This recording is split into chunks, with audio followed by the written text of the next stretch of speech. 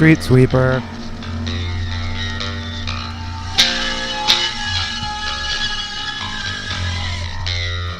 What is up, and welcome to the show.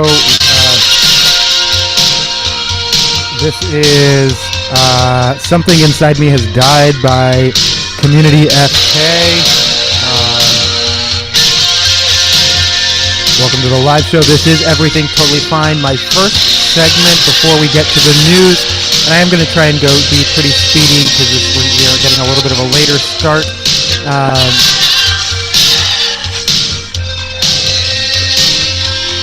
Everything is popping up and none of it is okay.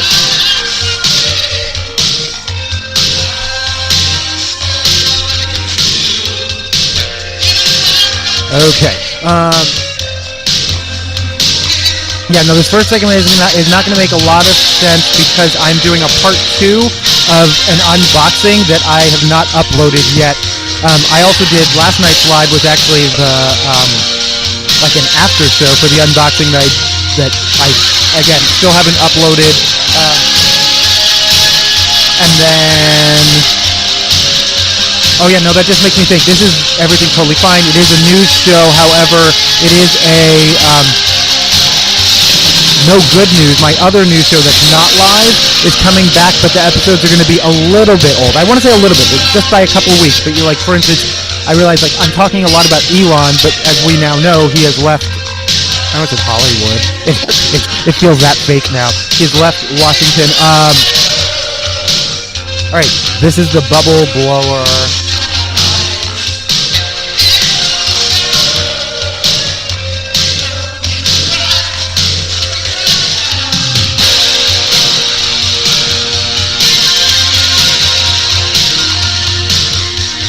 They're not, as you can see, it's not perfect. I like how it gives him a little dinosaur bubble afro though.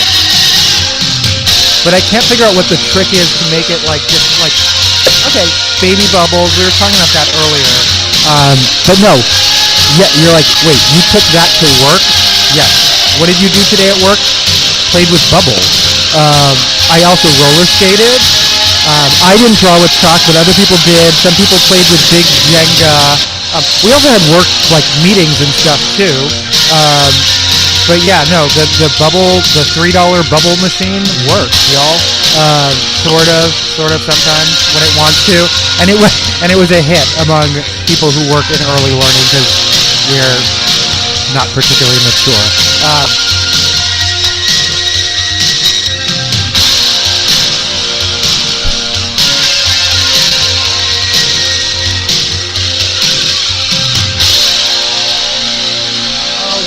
The mouse one? I hope so. I see. I like how bootleggy the mouse packaging was. How it was it's not Mickey, it's something completely different. It takes a minute or two to warm up.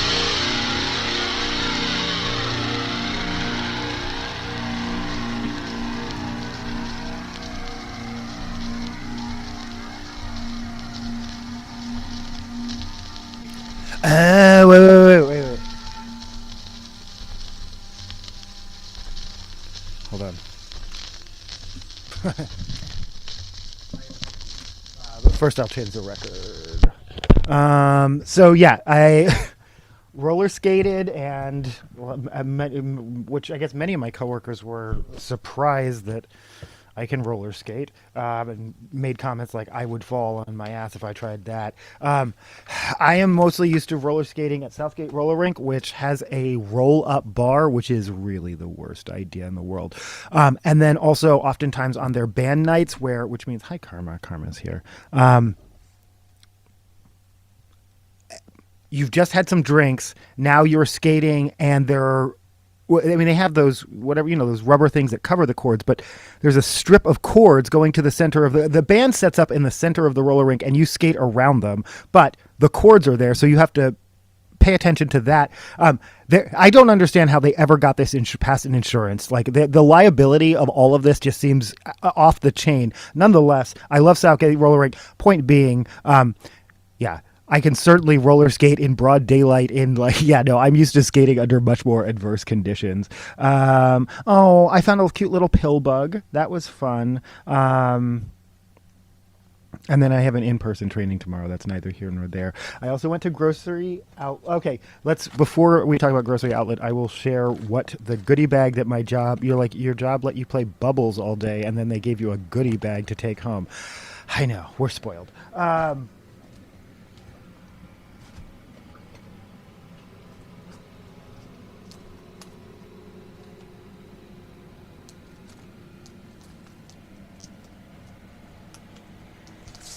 All right, what is this?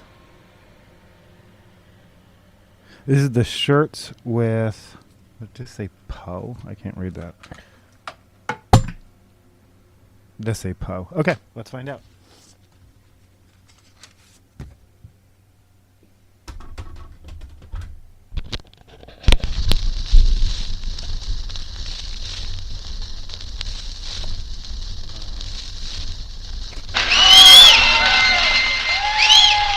So I said, in addition to just the hanging out, we didn't just hang out and stuff. We did actually have meetings and work related things. Among them was planning for our future events, and some of the people, this is true. Some of the people who were involved in reading the surveys and then sort of gathering what do staff generally feel about our events and things. Some of the comments that they pointed out were people who wish that we catered more often. We have very specific rules. If the meeting is more than 3 hours, blah, blah, blah. Versus people who think no matter what, they always think the food sucks. Which is true. There's always someone going to complain about the food. And I'm like, it is free food, y'all. However, I myself, when I fill out these surveys, I have said, and this probably sounds ungrateful to the person reading the survey, I have enough fucking water bottles. Of course, I don't have one of this particular size, so I bet I might find actually a use for this. I don't want a big one, but that's the perfect size. But I don't use plastic water bottles at all anymore. May you be proud of the work you do. I almost said that. I swear that's a poison. May you be proud of the work that you do, the person you are, and the difference you make. That's sweet. And so this could be a little cute little lunch tote or whatever. There's this face mask. Those are that's always a nice giveaway. When I do put together when it's my job to put together childcare provider appreciation, I'm usually the one. I am often one who will go to in fact the grocery outlet, which we'll talk about next, and get the 99-cent face mask. It is a candle, only for you. I'm gonna smell it.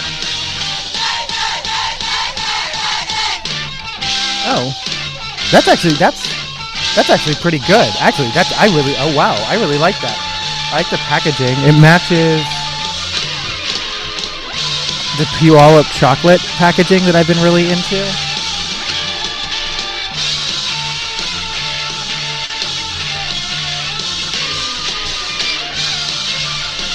In fact, I'm going to put the candle up there with that.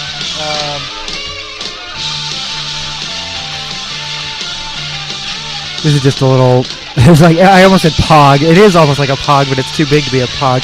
And it says, "Thanks for going the extra mile." I got people. Everyone in the room applauded me, and I got embarrassed and had to hide my face. This is a stretch ball. It says, "Take a deep breath."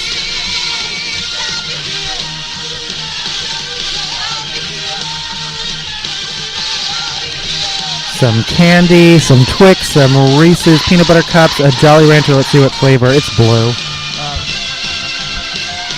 And a 3 Musketeer, but I'd call that a 1 Musketeer. It's literally one bite of Musketeer. But again, I'm not complaining. It's free shit. Thank you.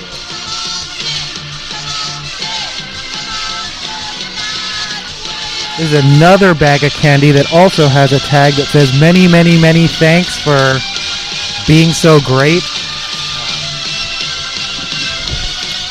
I will point out, since I work in early learning and development, human development is my jam. This kind of praise, this kind of like, you're all awesome, isn't actually particularly effective with children or adults.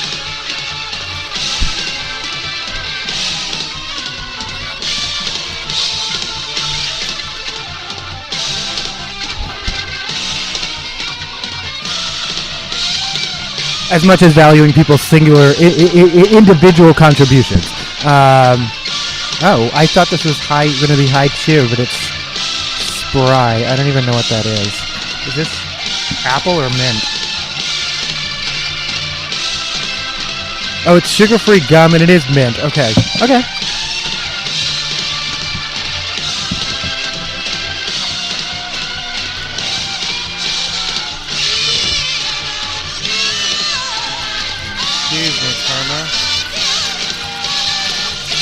Okay, this is what I wanted to do the whole unboxing for. Okay, well, not this. This is just a Hershey's Kiss, bag of gummy bears.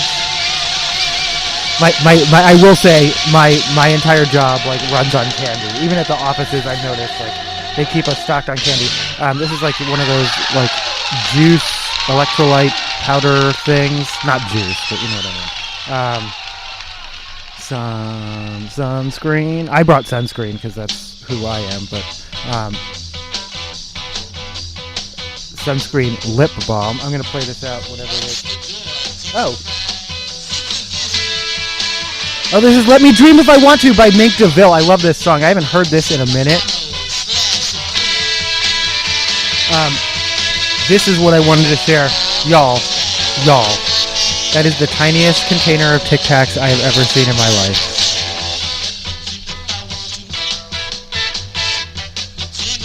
I'm gonna count it because it is 1, 2, 3.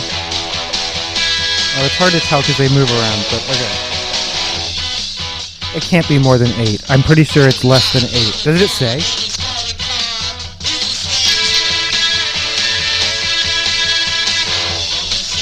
It doesn't say.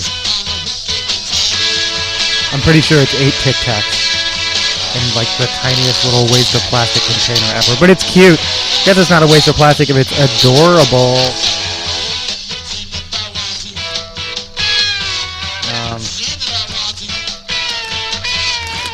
And then we did, right? We actually didn't end up doing this. It was just an option for us. I didn't end up doing it anyway. Maybe other tables did.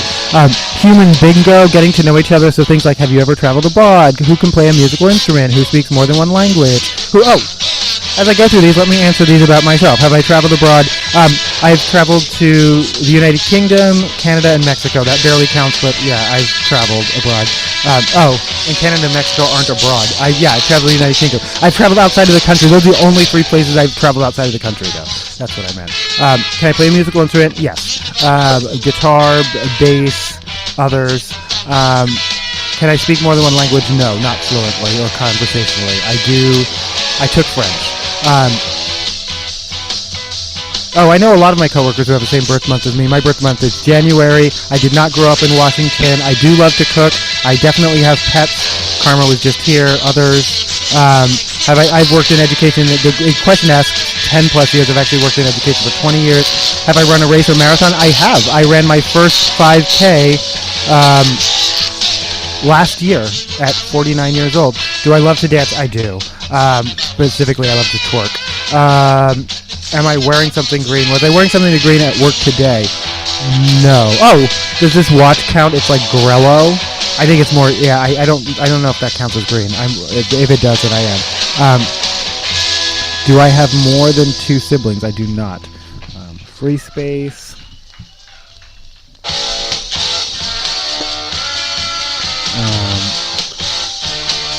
Do I play or watch sports? No, not really. Do I like gardening? Yes. Have I been with our particular department for 3 or more years? Yes. Do I drink tea, not coffee? No, I drink tea and coffee.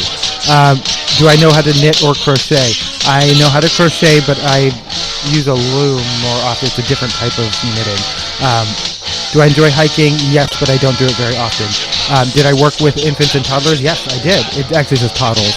For some reason, I love that. Do I know sign language? Again, not fluently or conversationally, but I would say I know quite a few times. I'm rusty. Have I been to a concert this year? Multiple. Am I the oldest sibling? I am. Do I love to read fiction? Not anymore.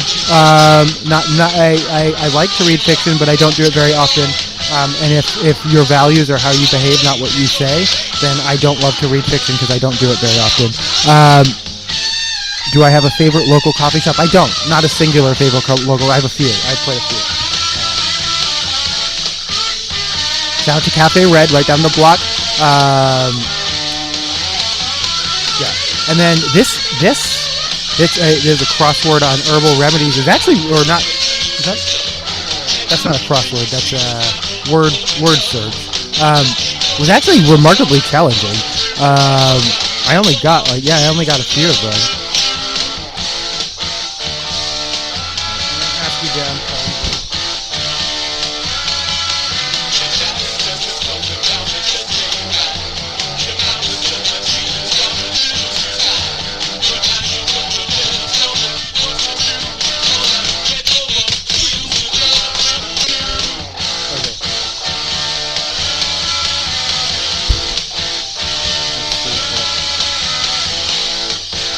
Oh, that does make a difference.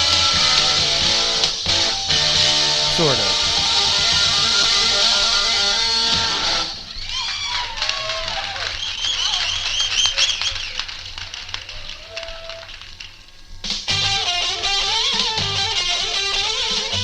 It's just like a little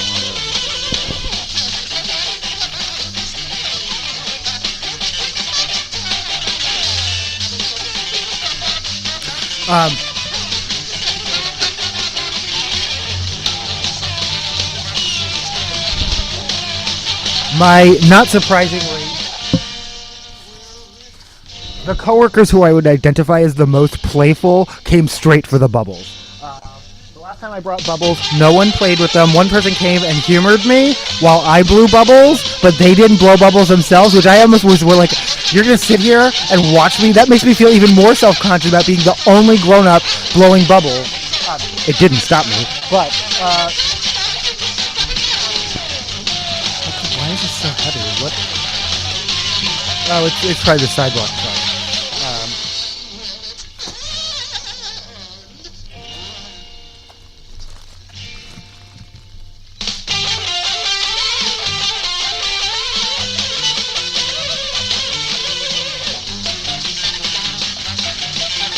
Oh, this is Tough Darts with Head Over Heels.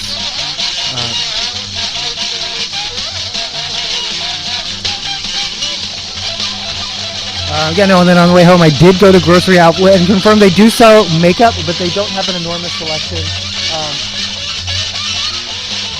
So I actually found this Revlon times Meg the Stallion Big Bad Eye Liquid Chrome.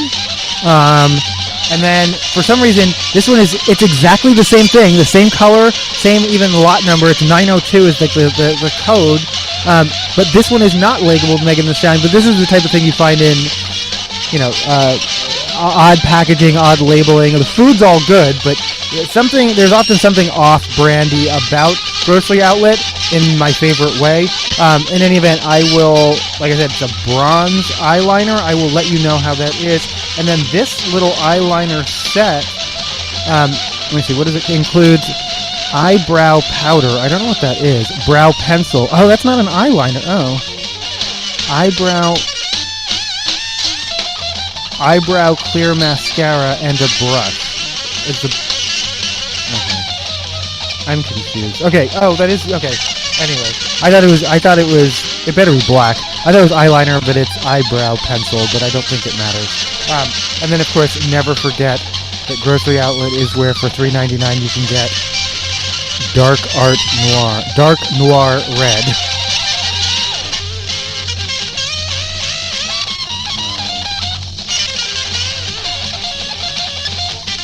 And then this time of year they have awnings. They're $39.95. I almost bought it, but I was like, you know what? I'm not going to do that. I've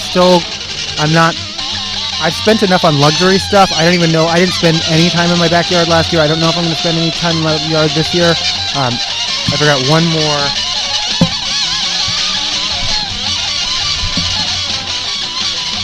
inspirational item. It's a pen, and I don't think I can read it.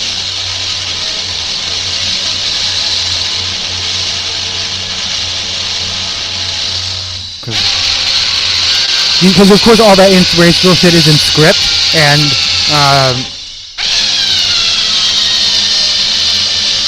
which is like the antithesis of universal basic design.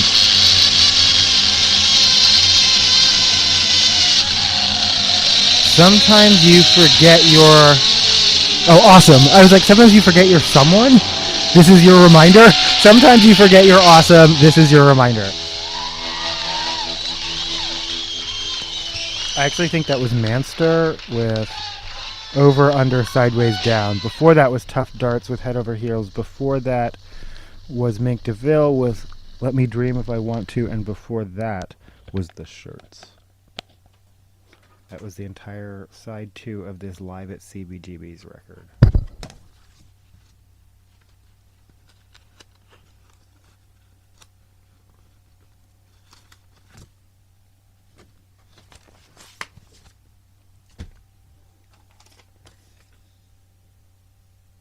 Oh, they also have Fire Logs, which... Oh, I found one more candy. It's a Hershey's, and it says Shine On. I'm serious. Like, my job plies me with so much candy.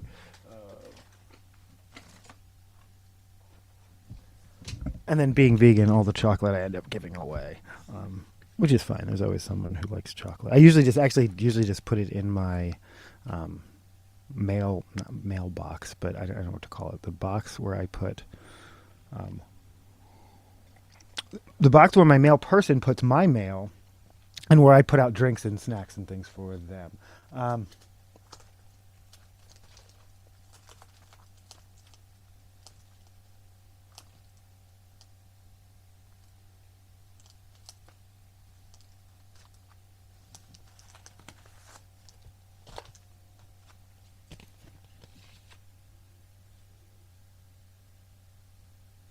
This is Uncle Acid and the Deadbeats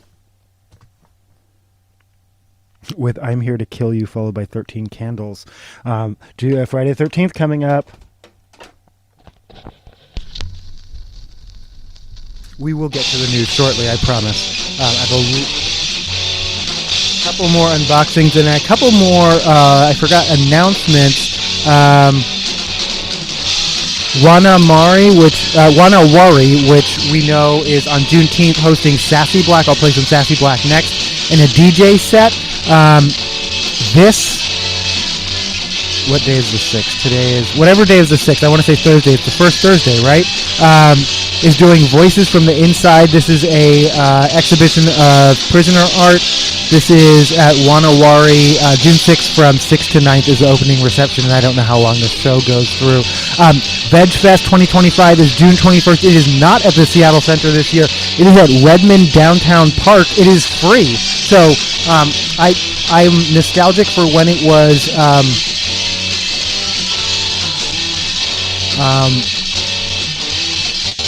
in that pavilion at the Seattle Center. I have just memories of that. Like the time the time I met Dave's Killer Bread guy, and he signed a comic book. Dave's Killer Bread has brownie protein bars. I almost grabbed them. I'm not a big protein bar person.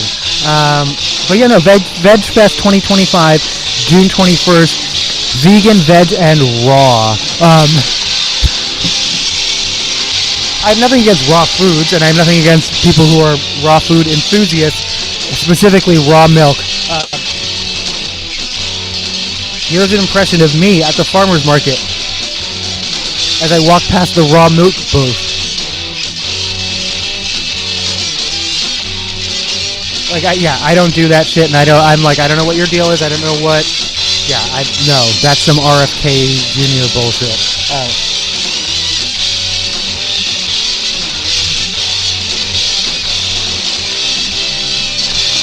And they have, just for anyone who cares, they have pet beds.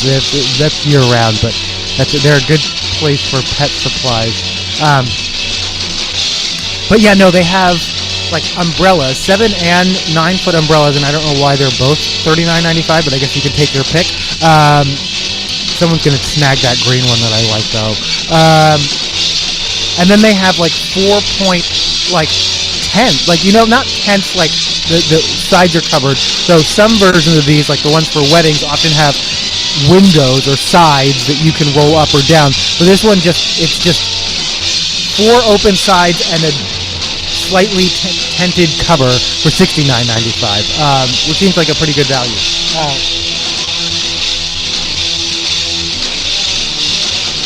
And then I bought some of my addictive snack foods. What seems like a super comically large size bag of Hippies. These are organic chickpea puffs, vegan white cheddar. They're just like Cheeto puffs, but they're vegan, and I love them. These are Harvest Snaps. These are literally just like fried peas, salted fried peas, basically. They're like air fried. I don't know how they get them that crispy, but they're not. They have oil in them. Vegetable oil is the second ingredient, and salt is the third. Rosemary extract for freshness. You don't taste the rosemary.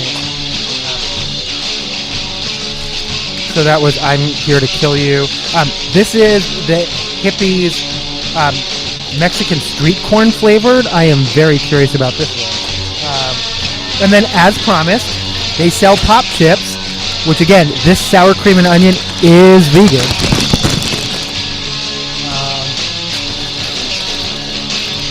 And then I got the nacho flavor, which did not come in the variety pack that you can get from Costco, which is of the smaller bags. But now I have my place where I can get the big bags.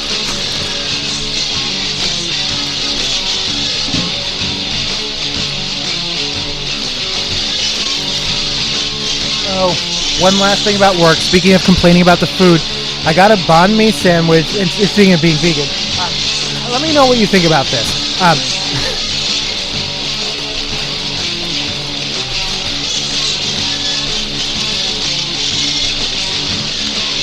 And first of all, okay, the first thing I notice is there's a mayonnaise. It is labeled vegan, and then I open up the box, and there's a mayonnaise packet in there. And I don't say anything. I'm just looking at it, and I take the mayonnaise out, and I look at it, because you never even know. Even if it's Hellmann's, you're like, maybe it'll say, like, real mayonnaise, and then in tiny letters, plant-based. Like, they don't even want you to know how quickly they're all going vegan. A, because there's a market for it, and B, because they figured out how to make most of these products in ways that are indecipherable, and C, it's cheaper for them a lot of the time. The vegetable sources are cheaper for them than other things. They're more shelf-stable, etc., etc., etc. But no, it was real egg mayonnaise, and then the person sitting next to me who knows I'm vegan, they're like, do you even trust? I was like, exactly! Like, now, if they put this in the package, do they even know what vegan means? Do I trust the sandwich?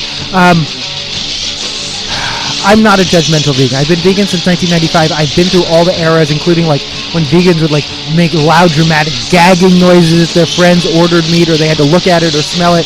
When we were at the table, I asked my colleagues, how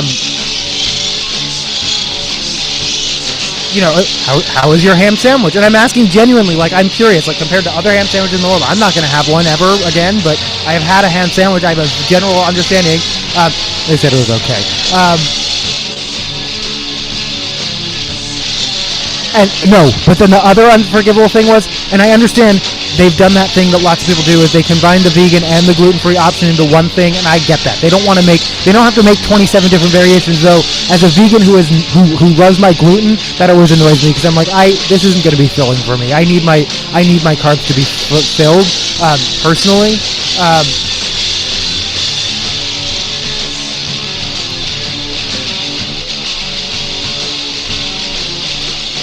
But it was on white bread. It was on like sandwich white bread. Like it's actually a weird yellowish color, but it was not. A banh mi sandwich has to be on a French roll. You have to, if you don't know the history of Vietnam and French colonialization, it has to be on a French roll. It is endemic. It is, and at least I got the lemongrass right, I guess. But it's they did have jalapenos on it.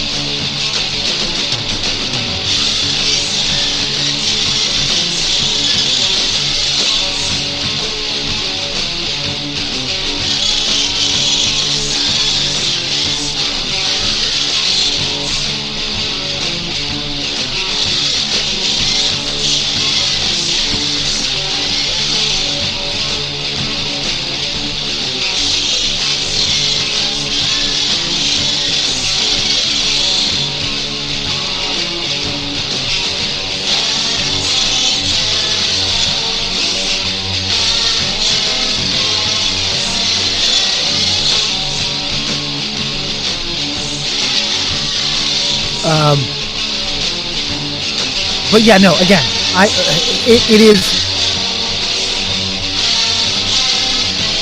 Yeah, no. It is. It is.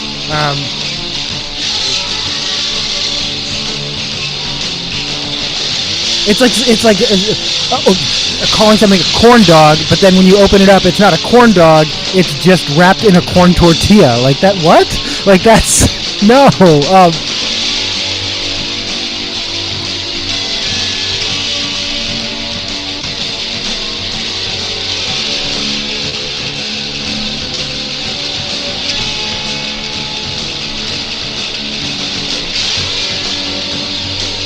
And then my friend told a story about working at a carnival that reaffirmed you never ever ever want to eat at a carnival.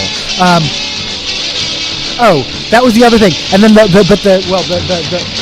sandwich that no one wanted to try, but that my colleague did try, was the English sandwich. I knew it was going to have roast beef on it, and it did. It had roast beef, ham, and turkey on it, which is, I feel like that's ridiculous. That austerity and scarcity is like a cultural value, and like they make fun of things like what is it called? A turducken, when you stuff turkey inside of duck inside of chicken, that signals American excess to them. I would say any British person would be like, oh, 3 types of meat, no, that's way too many meat. So that's one. Two, her sandwich on a French roll. No, they would serve it. I don't know about now, but they would serve it to you on white bread. They would serve it to you. A sandwich in England is, in fact, they will serve you a burger on white bread, and not blink an eye. I should have checked to see if it had cucumbers on it, because that's a sandwich right there. And if you're going to call it an English sandwich, it has to have butter, not mayonnaise. I can remember being a kid and then being like, and being so mad. I was at Kensington Zoo, so mad that it was a cucumber sandwich, and I was so excited. I'm like, I'm in England. I'm having a cucumber sandwich. It is afternoon tea, and I'm having a cucumber sandwich. Like, how quintessential. And I get served, and I'm like, there's mayo on it, because I literally would cry over shit like this. And I probably was like 10, 12 years old. I wasn't a baby.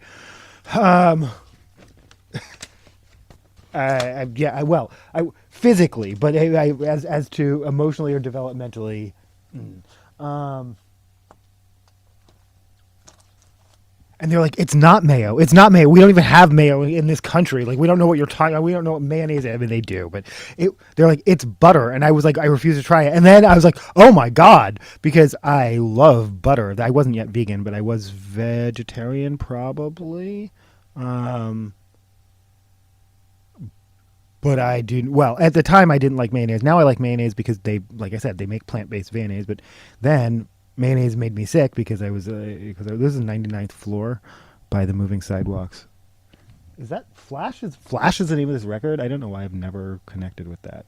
In fact, because 99th Floor is a really short song, I'm going to play 2 songs. This is Eclipse and, am I going to play all 3? Yeah, I usually do, don't I? No, I'm lying. This is Crimson Witch and Joe Blues.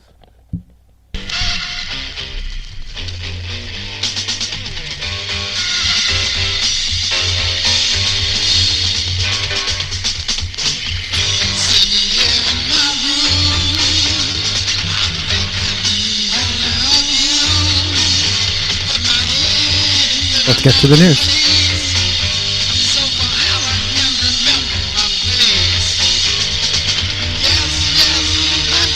In no particular order. Actually, no, I don't know. This is actually one of the things that makes everything totally fine, distinctive from No Good News is I really do try and curate the news, not just like have a mass jumble of stories that don't feel connected. But that's hard to do live every night, which is why this is no longer. No, this remains a live show, but no longer a nightly show.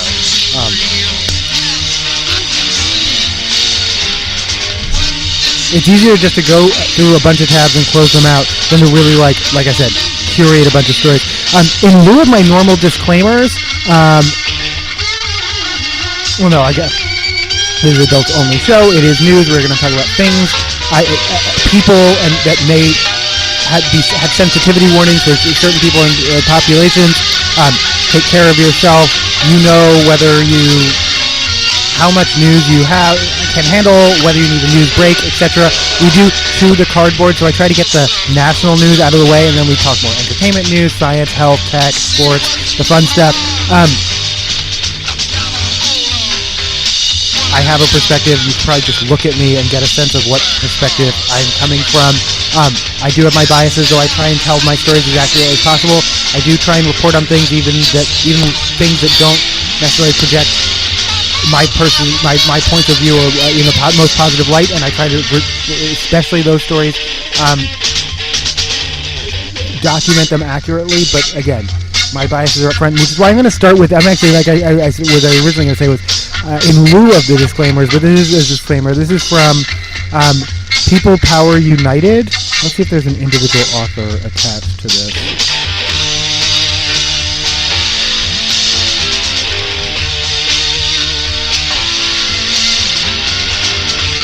It's just credited to People Power United. I'm just gonna read this. We will not be silenced. Trump's war on free speech is a war on all of us. Together we rise. People Power United champions progress and power to the people. Join us by becoming a free or paid subscriber. Make your voice heard. That wasn't actually... But no, I'm happy to give them a plug. The First Amendment is not optional. It's not a guideline. It's not a privilege to be granted or revoked by the president. It is the foundation of our democracy, guaranteeing our right to speak, dissent, organize, and learn without fear of government retaliation.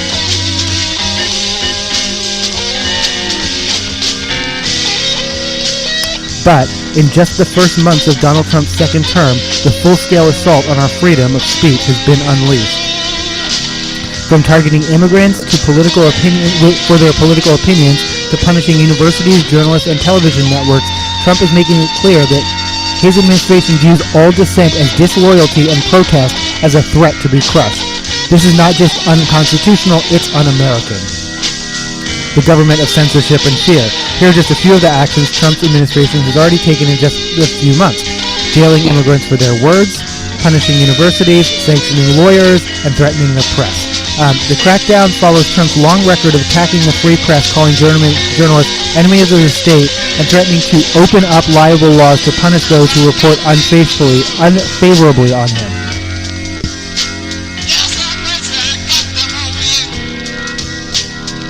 Now, with unchecked power, he's turning those threats into policy. The battle over Harvard and the right to learn. Trump's latest target is Harvard University, where his administration demanded the adoption of a government-approved curriculum. When Harvard faculty refused, citing academic freedom and the First Amendment, the Department of Education retaliated by freezing federal funding. The implications are chilling. Any university that teaches history, race, or political science in ways that challenge state narratives risk financial ruin. It's an apparent attempt to control what young Americans can learn and what they are allowed to think. This is not patriotism, it's authoritarianism. What Trump is doing is not about protecting American values, it's about silencing opposition. 34-time convicted felon President Trump and his Republican cult of obedience are trying to turn the federal government into an enforcement arm for MAGA ideology, where the truth is what President says it is, and questioning the truth becomes punishable. As Justin Antonin Scalia once said, "If I were king, I would make flag burning a crime, but as I understand the First Amendment, it guarantees the right to express contempt for the government, Congress, the Supreme Court, and even the nation and the nation's flag. Free speech is not a partisan issue, it is a patriotic one." Damn straight. So that's the perspective I'm coming from.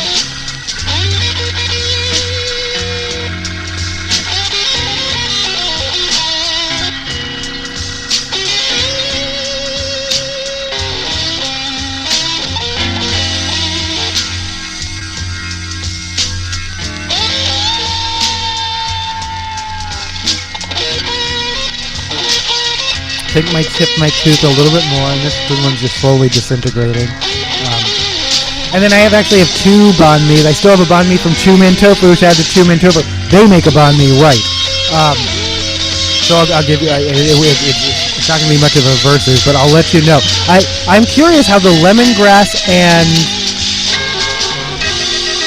something marinated. Coriander? Coriander.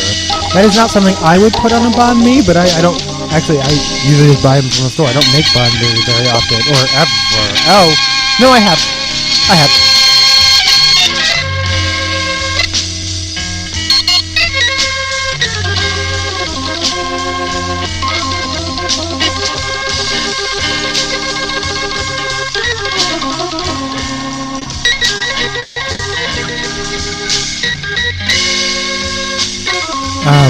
Mass deportation effort sweeps up U.S. citizens' children with deported parents.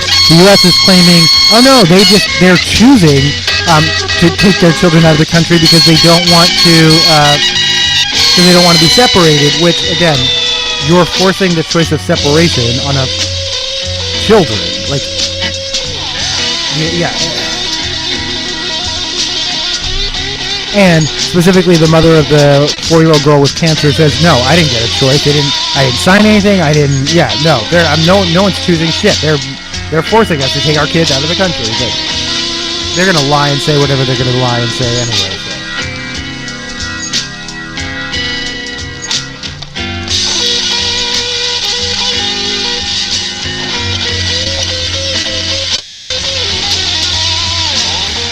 The Boulder suspect's wife and kids in ICE custody, and I want to be very, very clear here because I know exactly how the narrative of this is going to play out. So, an individual used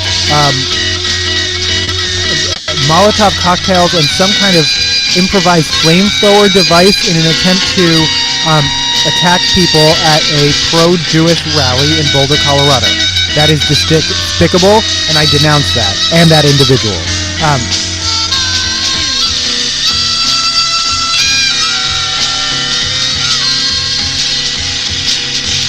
They are now expediting the removal of his wife and kids.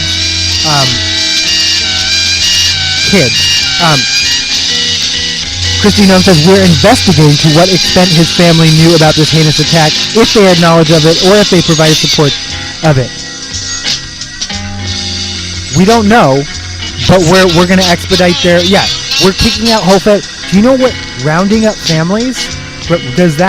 what points in history do they round up families like that? Do I need the Atlantic slave trade, the Holocaust, Japanese internment here in the United States? The periods when you round up whole families are never good. The Republicans spent the last 4 years, first of all, talking about lawfare. Second of all, talking about when they immediately weaponize and then turn around to immediately weaponize everything. Like they ever really meant it anyway. You don't even hear that term out of their mouths anymore. I wonder why.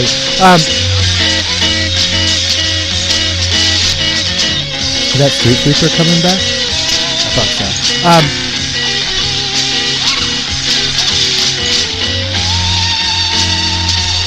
And talking about, oh, no guilty by association. That's not fair. I didn't say that thing with that. I'm not Matt Gaetz. I just partied with him for 10 years. You know, like what? I don't know what this guilty by association thing is.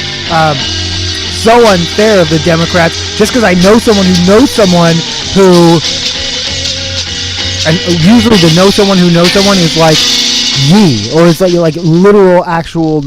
You know,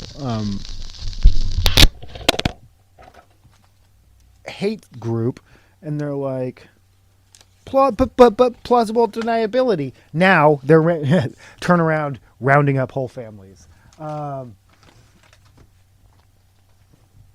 guilty, all guilty, no due process. We don't care. We're not asking too many questions. We're looking into it, but we're not looking too hard because they know exactly what they're doing. This is Things I Wonder by, oh my god, I'm a little worried about this one. I don't know if I've played this song on the air. This is Things I Wonder by, oh my god. I actually, I told you I was afraid. This is the Shag, did I not say that? my human resources manager was wearing a necklace that said 1992, and I said, "Does that say 1992?" I just literally, because I'm 50 years old and my eyesight is bad. And she said, "Yeah." And I said, "Is that?" I said, "Don't tell me that's the year you were born." She was like, "Yeah." I was like, "That's the year I graduated high school." And she was like, "Do you want me to take it off? Does that mean you want me to take it off?" I don't know. I don't want her to take it off, but I do feel attacked.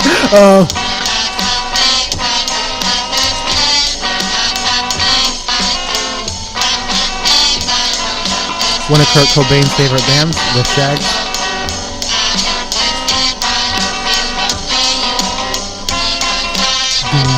I love the way they enunciate. I'm not making fun. I love it. One of my favorite bands, The Shags, and you can prove that by how often I play The Shags. They have another record. I need that other record.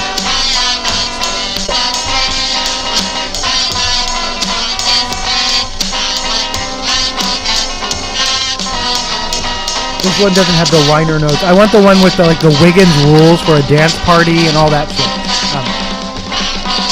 Did I lose the liner notes? This is a wild one. This is sort of a preview of our entertainment section, but I think it's appropriate here. According to People Magazine, Ellen Pompeo. I got bad. I used to be good about always citing my sources, like where, what. And I try to be, because I think that is important, because it helps you. It's not just my credibility. You don't know who I am. But if I say, I got this from People Magazine, I got this from Daily Beast, I got this from Fox News, which most of my news is aggregated from Yahoo, and they no longer do like One America Network or some of those really right-wing ones, but they do. Oh, it's in here. Nope, it's in here.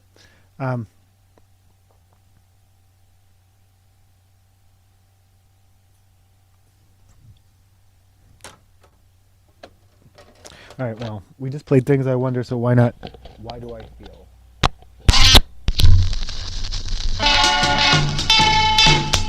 And it does have the booklet.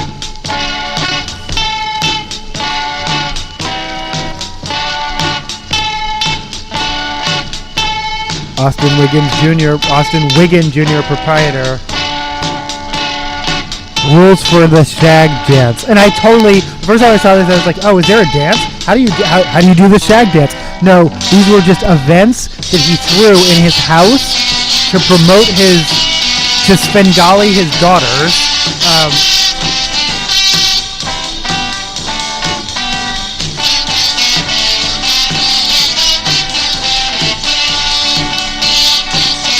Alright, here are rules for the shag dance. There are 10 of them. 1. Once you have paid admission to get into the dance, you will not leave until it's time to go home, or you will have to pay the admission again. That's a dick move, but that's not uncommon. 2. No one goes into the Beano room at all time while the dance is going on. During intermission is when you can go in there, and that is all.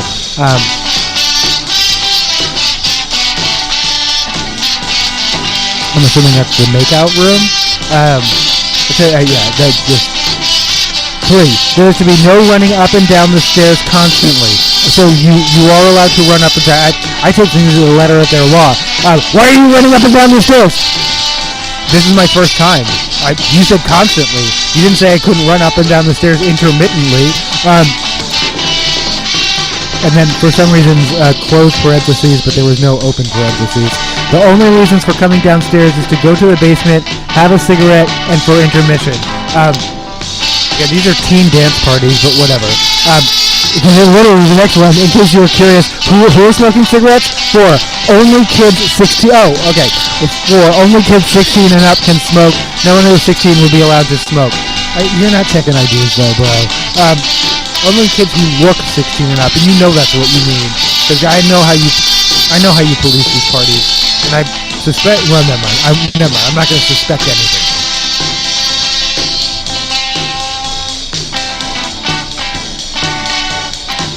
5. Upstairs, there will be no sitting on the piano or on the stage. 6. Also, when upstairs, there will be no running around the dance floor. Dance, but do not push anyone at all. No mosh pits. Usually just put no mosh pits, but this is like 1968. when doing the poker, no one is to push or trip each other, or the poker will be stopped. I actually had to look this up. It is a dance. There's a dance called the poker. I didn't get quite a sense of, but I do think it literally involves poking people. No one is going into the kitchen. I'm sorry. No one is to go into the kitchen unless Mrs. Wiggin is in there. He's like, I don't go in there. I don't know anything about the kitchen, but Mrs. Wiggin, that's her domain. 9. No one will go down in the cellar at all, as it is not part of the dance. So there is no reason for anyone to go down there. If anyone's caught down there, it could cause trouble. Unspecified, open-ended trouble. I'm assuming, we in modern parlance we use cellar and basement interchangeably, but my understanding is, at least the more antiquated usage is, the basement is a finished, basements don't have to be finished. The basement at least has concrete and has a floor and walls, and the cellar could be you keep going and now like you're just keeping going down into a hole and it's just like dirt and floor now, but that's your cellar. Is that like, do some of y'all have dirt floors in your house and you call that your cellar? Am I or did you in the six? I don't even know what I'm asking anymore.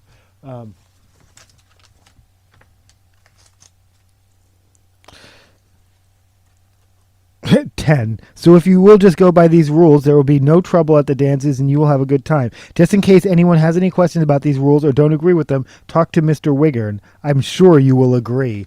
That sounds like I don't know why that is like, if you don't agree now, I have ways of making you agree. I don't know why that sounds like the most sinister threat I've ever heard in my entire life.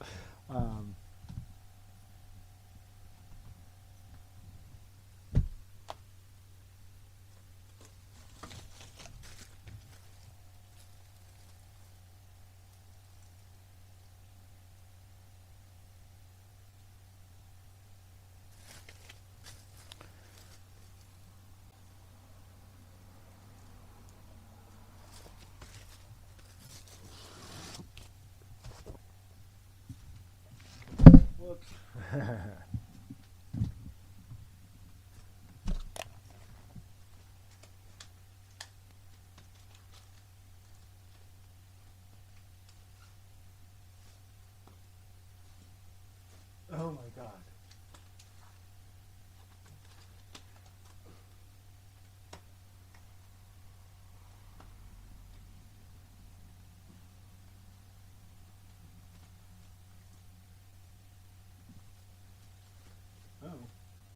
I don't know why I thought I had Meg the Stallion more handy. We'll play Meg the Stallion before the end of this episode. Probably. I make lots of promises that I make lots of promises early in the episode that I don't deliver on.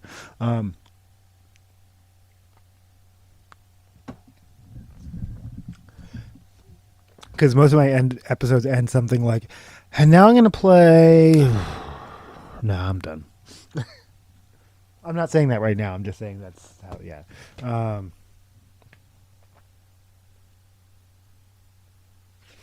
This is Major Lance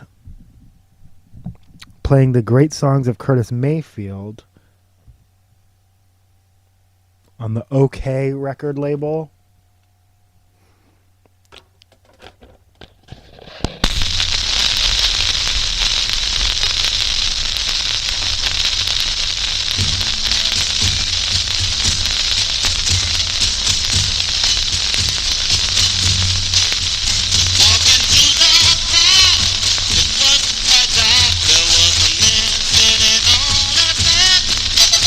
I don't know why this already.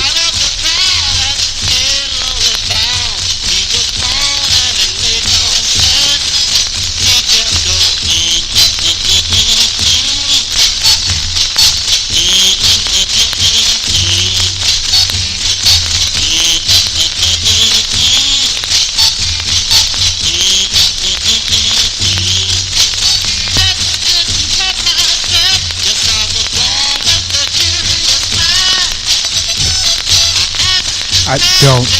No.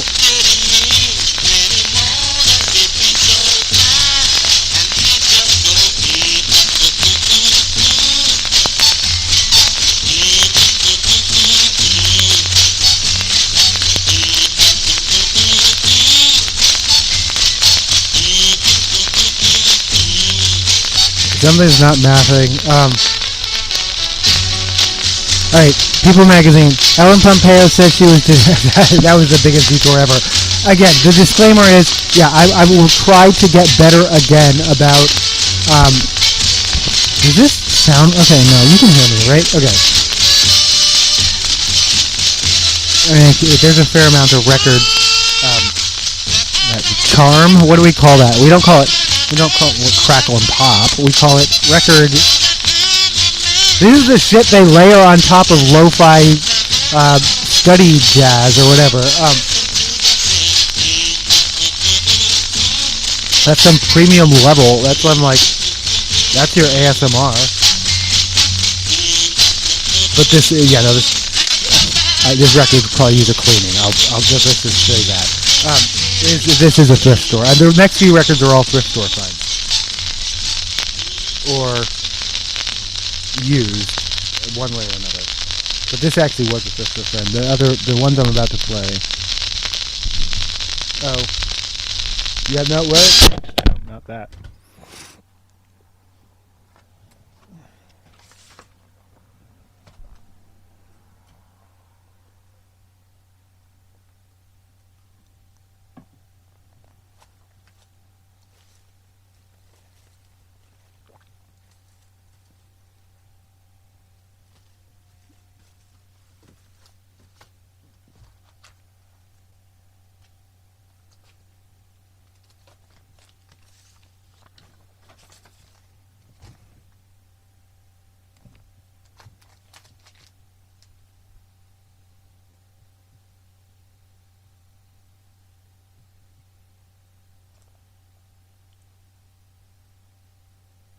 This is Rockin' on the Good Side by Jad Farron Danielson.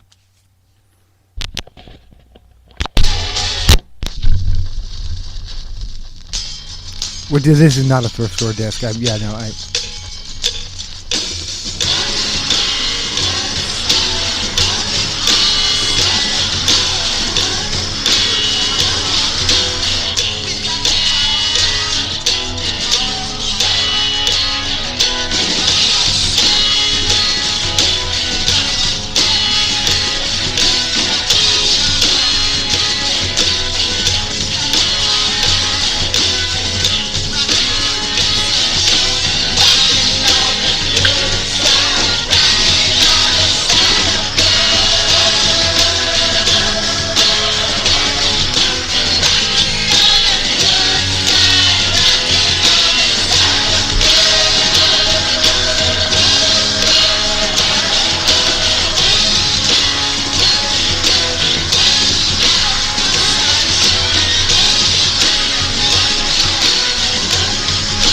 Oh my god, I don't know why this is the story I'm gonna get stuck on.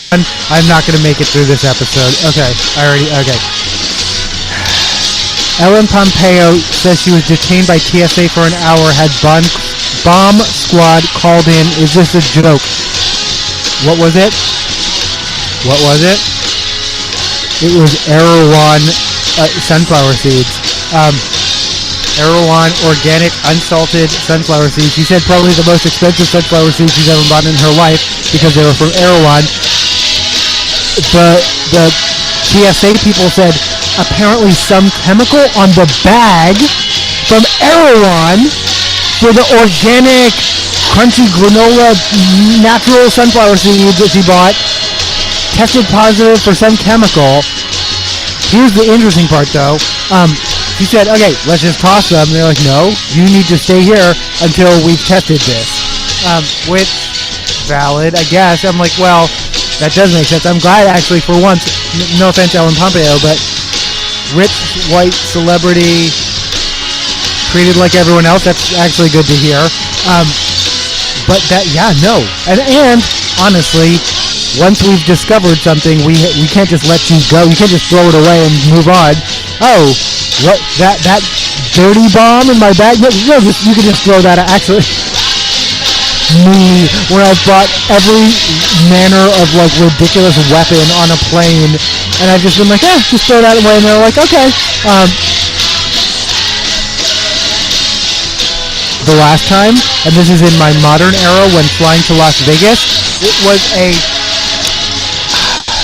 I don't know how to describe this. It was part of my sewing kit because it wasn't even. It was a plastic clasp that I planned to use for a project, but it was a camping wilderness one. It glowed in the dark. It had a compass in it, and it had, when you opened it, I was Rocking on the Good Side by Jad Fair featuring Danielson, and this is With the Knowledge. And when you opened it, it had a flint on one side, and then this like little, it was like a blade, but it was also like, it was like a I don't know. In any event, I had completely forgotten about this. I just grabbed this sewing kit at the last minute because sewing is one of the things I like to do on a plane, because I am a kinesthetic person. When I can't move, such as when I'm hosting the show, I need to move my hands like I'm a New Yorker. No, I'm sorry, that was offensive too. But I am a New Yorker, and I do use my hands expressively. But no, literally, if I'm sitting, I have to have something. I'm going to be tapping my foot. I'm going to be doing something. But having something that I like, sewing or knitting or crocheting or something like that, helps. I had completely forgotten that this particular item had a blade in it, or it was even in my sewing kit. And yeah, there was a moment where they're looking at me, because this is how I show up at the airport. And at the time, we're having this conversation because they say, well, we still have to scan some of your bags, but here's the rest of it, because this is the time. I'm trying to remember. I don't remember. Anyway, I can remember I'm putting my dog collar back on, because this is exactly how I travel through an airplane. I need people to know you can get through security like this. You can dress like you can. Yeah. Anyway. And you can tell they're deciding, what do we do next? Do we just confiscate the blade? And I was like, you can just throw that away. No, that's fine. To this day, though, I'm still mad about that, because I was like, I was gonna do that project. It probably was a dog collar that I was the project. Back to the news, which I keep insisting is the point of this show, but I keep forgetting as well. Maybe I just want to do a vlog. Maybe I should just start a vlog show instead of like trying to backdoor it into. We've talked about Ellen Pabea. More entertainment news coming up, but back to quote unquote the chewing cardboard. More federal. Oh, this one's super dark. In fact, it was like the most inappropriate. Federal agents briefly detained an aide of New York Rep. Jerry Nadler's office, insisting that the office. So, people were observing an ICE raid, I don't know. Well, they weren't. The government, being the government and that it is right now, was playing it both ways, but saying it was both. I don't know. ICE was there, but it wasn't an immigration enforcement. And anyway, what the left is characterizing as observers, the right is characterizing as rioters. After someone was threatened with arrest, but was not detained or arrested, they were invited into, again, New York Rep. Jerry Nadler's office at some future point.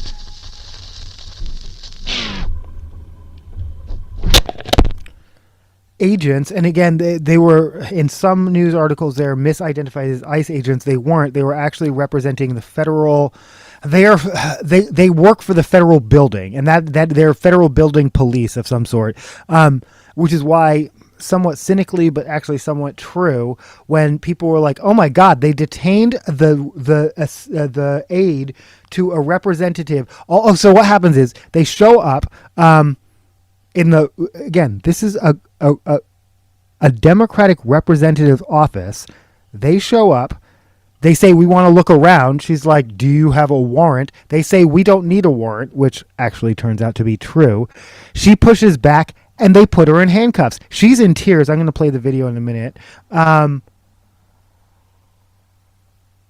Another aide, much to her credit, also blocks the door. But at some point, they're like, "We just want to look around," and she's just like, "Fine." But again, these were people who were not arrested or detained, who left of their own free will and went to, they were invited to a representative's office, who police later showed up for under the guise of them being rioters. Well, if they were rioting, why weren't they detained at the time? But this is, and I'm sorry, the cynicism of, I didn't finish that sentence. A statement being issued saying they weren't there to harm the federal workers, they were there to protect them. Then why are you putting them in handcuffs? Back to the thrifted, or at least used music. And then I'm going to play most likely it's going to be the audio because you can't really see the video, but. She did not. That is not what happened. That is not what happened. Okay. What? Hold on a second. You have your contact information right No, now. I'm going to give you sign to speak to you. No. That's what I'm I'll going to speak do. to you after. Yeah, police don't give you. They don't have to give you their badge number anymore. That is pre-Gestapo. We don't do that. I'm a federal officer. We're here checking on something. We have the right to check. I'm Can I giving see a you. warrant? I'm not resisting. Stop resisting. You harboring rioters in the office. So there's not a problem. Let's walk inside. Let's walk in. For what? Let me see what's in here. That's what it's your office. Let's go. Come on. Come on. You need to stay at least Hold 3 it feet there. away from me. Hold it there.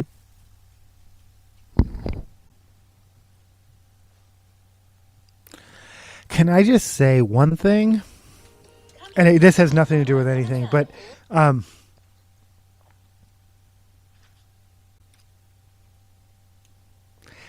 I don't know. I almost feel like, no, I'm going to go ahead and say it.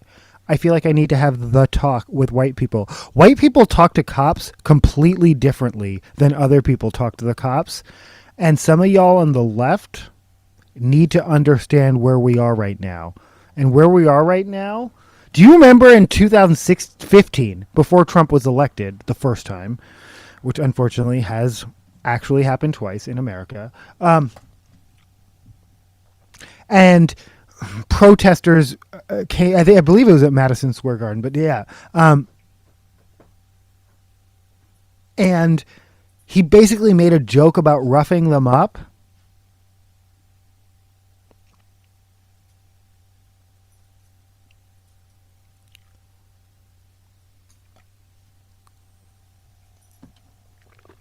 If their heads get knocked on the cop car, why are you so that's who's dictating how things are run now.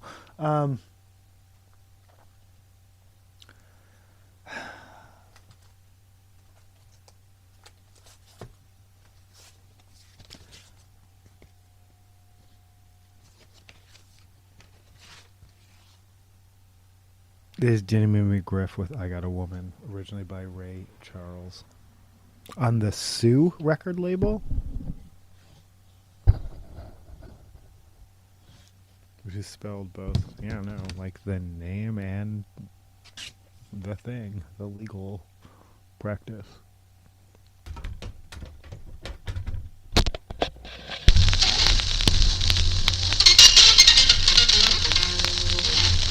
Jimmy McGriff at the organ. I don't even know if this is a vocal or instrumental.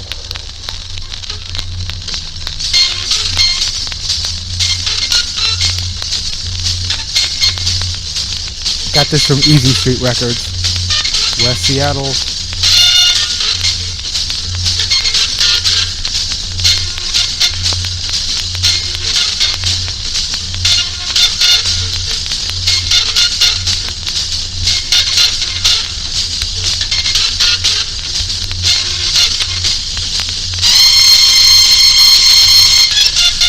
But again, they talked about lawfare, and now people are like entering, like,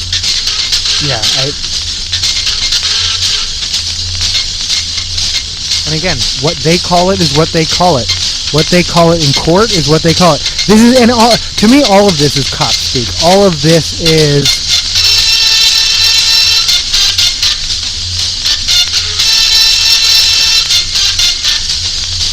Yeah, me, guy walking down the street, them, black perp was casing.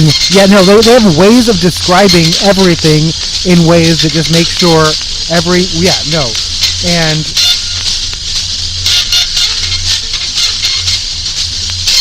yeah, the Heritage Foundation funds get-togethers where they teach people how to use this language to weaponize everything.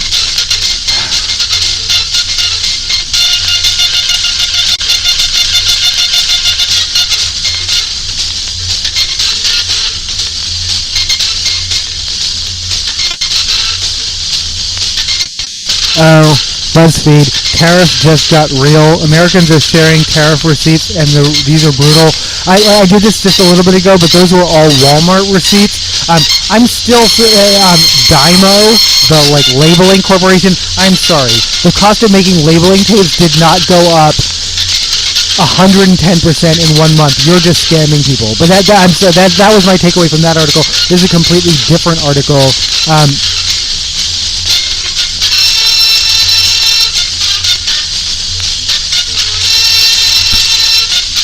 Tariffs just got real.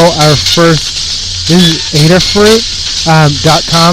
Our first $36,000 bill with 125% plus 25% markup hits hard. These are upfront costs due before selling a single unit, causing serious cash flow strain. Price increases. Read more.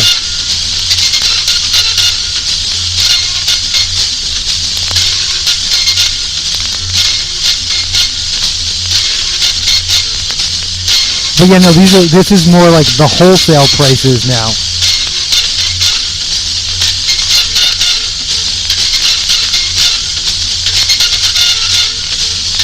The co-founder of Popsmith and Franklin's Popcorn, and again, popcorn isn't even something. I would just assume you grow corn, you grow corn. You grow corn. I literally almost said you grow corn and you grow corn. You grow corn. For instance, I'm assuming the popcorn is made from corn, and the oil can be made from corn. Though corn oil does not. Oh no, corn oil has a great burning point.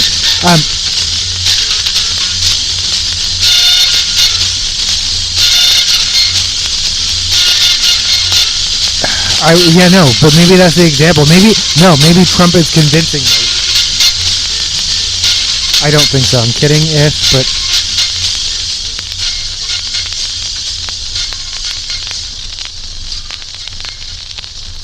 but maybe corn is an example of a product that is being made overseas. I wouldn't think of a popcorn being okay. Oh, we'll get to it. If we get to it, we'll get to it. I'm gonna play this out. All right. So no, these are instrumentals. This is on the street where you live.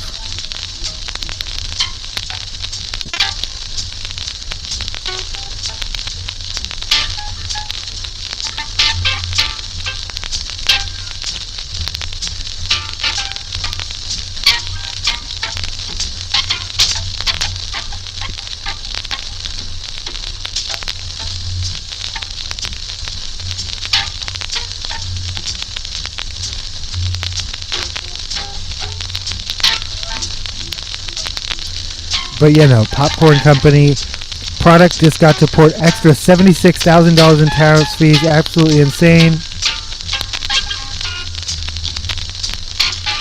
What impact does this have on your business? Will you have to raise prices?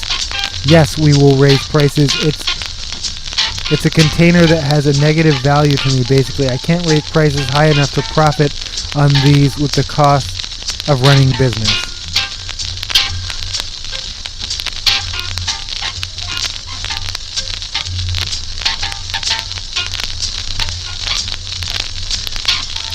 Some companies announced layoffs related to the higher cost of doing business under Trump tariffs.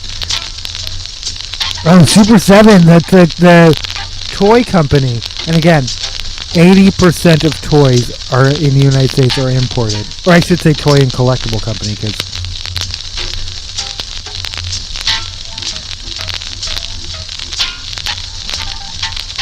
oh my god. One of the more awkward parts of the meeting, and I thought about this in advance at my job, was that a team, so I've talked about this many times. I work for a nonprofit. Some of our dollars are federal. We are.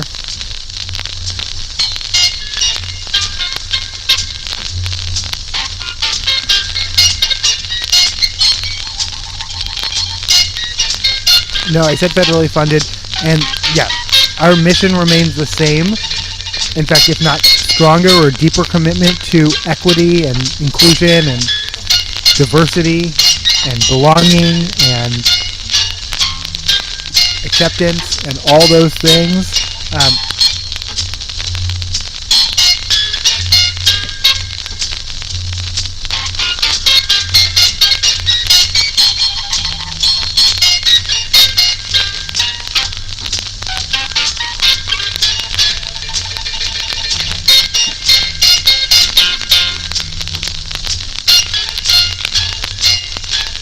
I actually, okay, I'm gonna have to talk about it. This is completely, this is like not Edward R. Murrow. Oh my God, what was his name? 60 Minutes, back when they had integrity. It was like the 60-second opinion piece at the end. That was the only part I actually liked or understood about all of 60 Minutes. Because I realize now it wasn't that I was too young to understand things. It's that the segments were too drawn out and they went too far into details, many of which were too wonky for me to understand at the time. But his 67-second, that was, I would wait for that as a kid who was forced to watch 60 Minutes with my parents sometimes. I would wait for that because his summary would touch upon things I had heard about in the week but didn't understand, and his opinion would be funny. And I'm not playing Ken Doll. We're moving on. Mike. All right, I'm just gonna. Mike Wallace, 60 seconds. That's gonna. No, it's not Mike Wallace. 60 minutes, 60 seconds segment.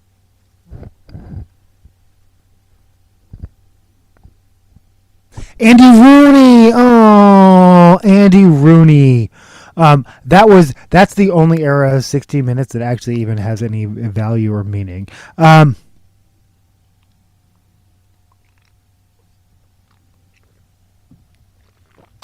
I miss that.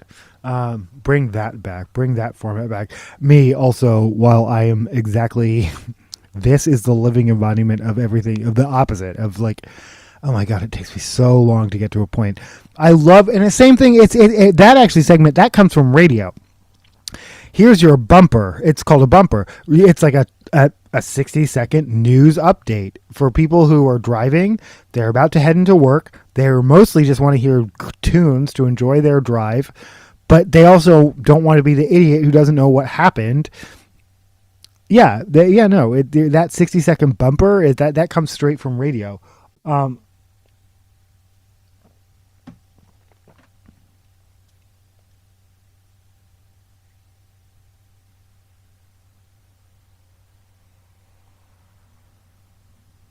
Okay, but I've lost the thread of the plot. From Super 7, layoffs, Andy Rooney. At least we got Andy Rooney out of the deal. I'll take it.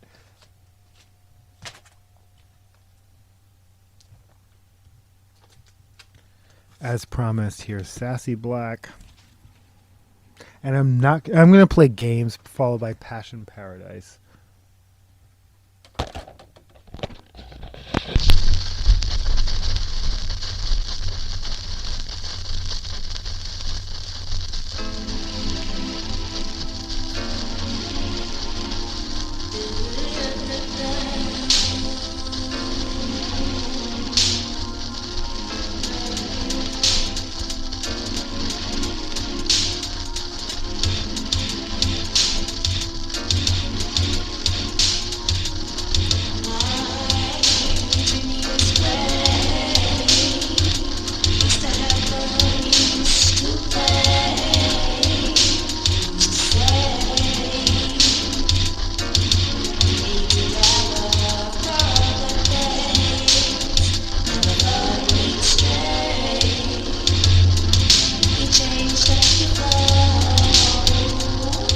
Oh my god. It's actually an incredible. Yeah.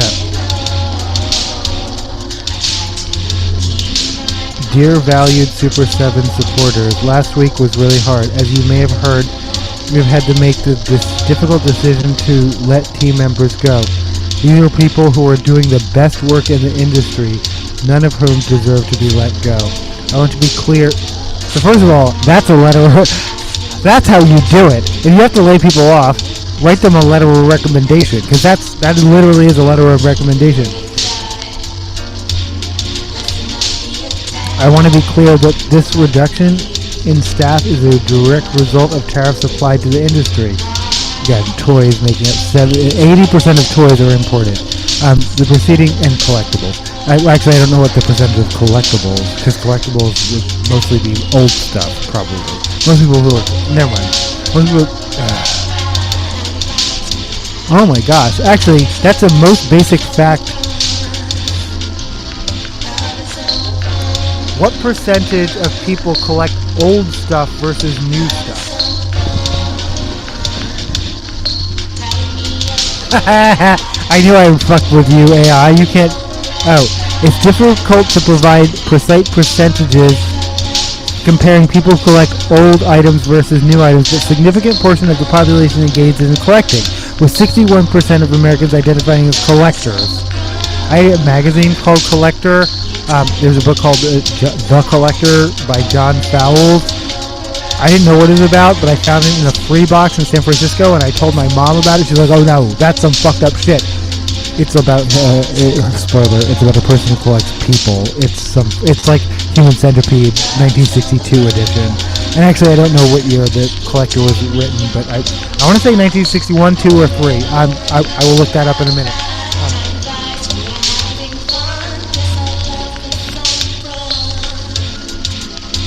Yeah, 61% of Americans identify as collectors according to Magnify Money, while a large percent of collectors focus on older items, such as coins and trading cards. The landscape includes a growing interest in new items like NFTs. I wasn't even thinking that new. Oh my god. When I was thinking old versus new, I was thinking of like new. Oh my god, this is when modern art, you know that modern art, what do you call modern art? Do you call modern art do you call modern art anything before 1959? I don't call it anything before 1959, but do you know that the modern art period, okay, now I have to look that up too, because I don't want to misrepresent shit, especially since my dad's so famous for that. But I'm pretty sure, like literally, legally, what is considered modern art, and then, okay, I'm gonna look this shit up.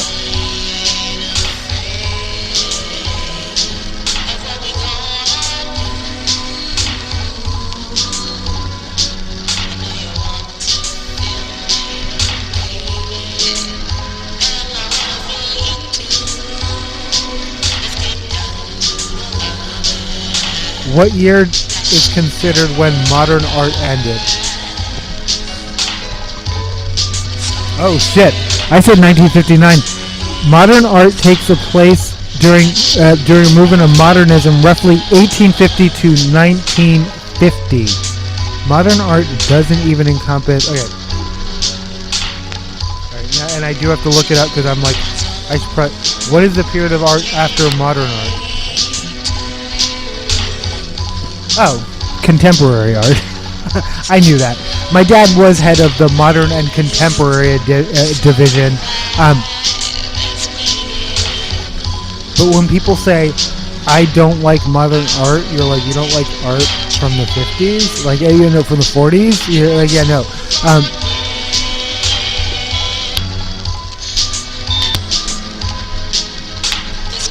Modernism.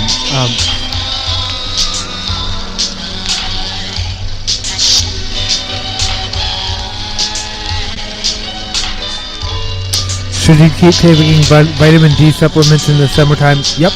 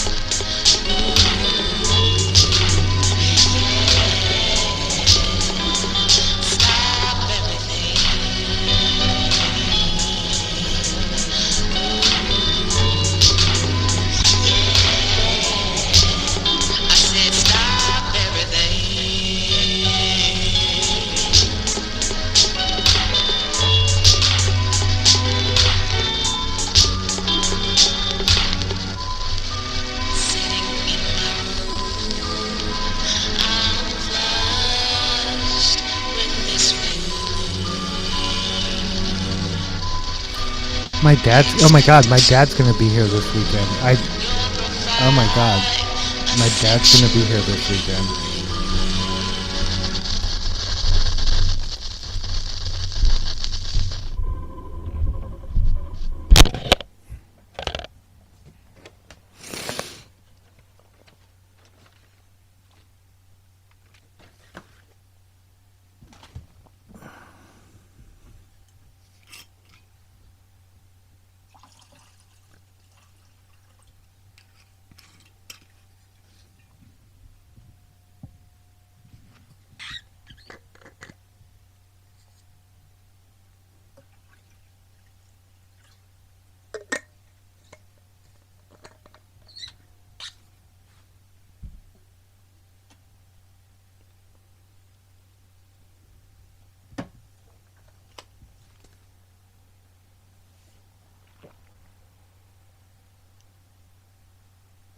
This is White Teeth Teens by Lord.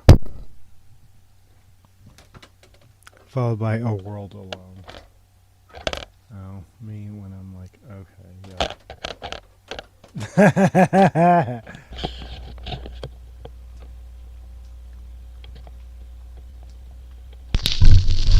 We wouldn't be seen dead here in the day. I guess you're lucky that it's dark now. And I forget that we'll stay. Impress the Empress, take a shot now. We got the glow in our nose. White teeth teens around.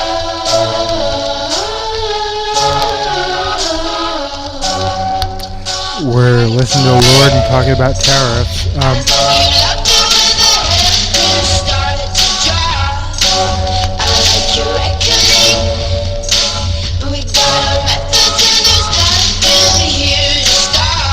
Oh yeah, no, these are my favorite. When they, oh no, these are the ones, and I think we already showed some of these.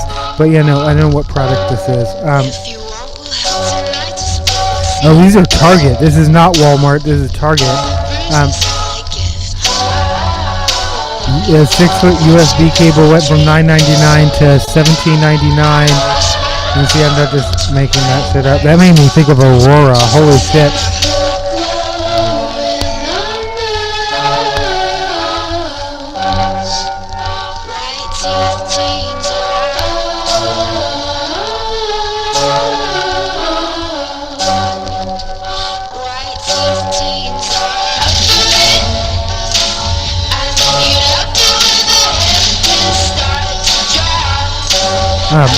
Walmart employees shared the price jump of an 8-ounce container of cocoa powder from $3.44 to $6.18.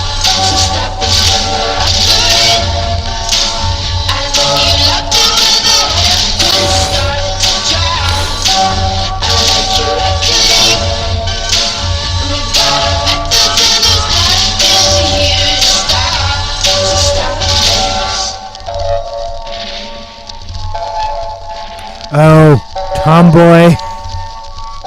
They're not afraid to put it. $1.50 Trump tax surcharge, but they won't say Trump.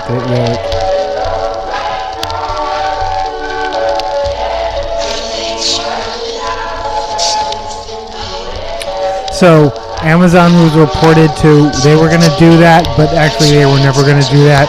It was actually just Amazon, whatever the like discount bargain basement tier of Amazon is. That was going to do it for a minute, and then they strongly and firmly said they're not going to do it, and all of Amazon was never going to do it, and blah blah blah. And like, Jeff Bezos will slurp slurp slurp all the boots. Please just send the boots, and we'll lick them.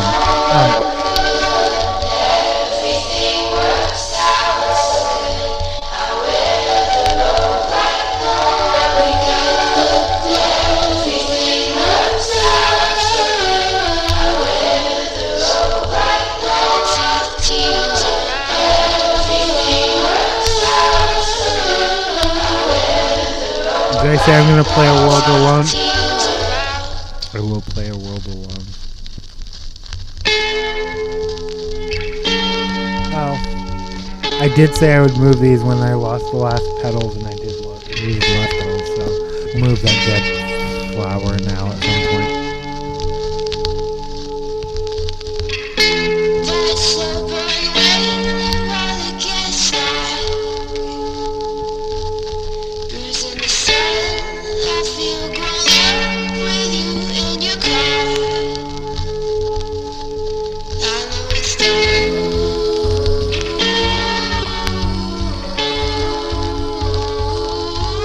And people genuinely appreciate the transparency. Standard shipping $11.99. Shipping $8.99. Tariff fee $3. Meanwhile, in an old-fashioned grocery store, this Iowa shopper noticed a wild fruit tag on a container of pre-cut imported fruit.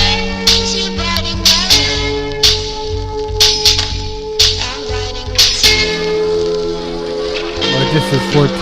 This is 14.29 for like. It's like 14.29 for like one basket of fruit. Like that's wild. In Iowa, I don't think it. I wouldn't.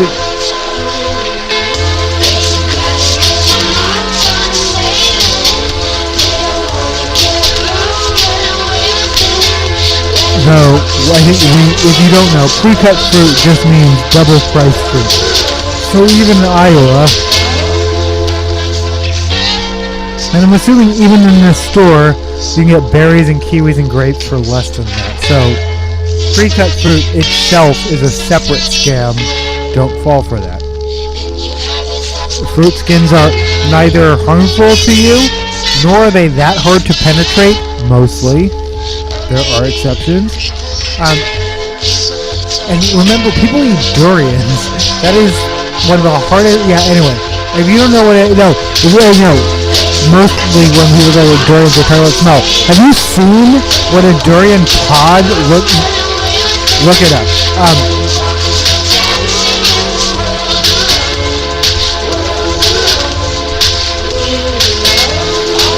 Like, how do you even carry that to your car?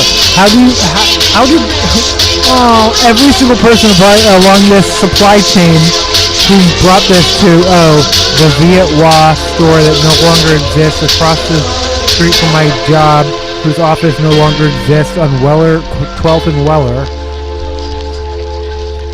How did these people bring, someone had to, at every step of this process, someone fucked up their bodies to get this to us. And I hope you appreciate that shit. It was always my thought about durians, not the smell.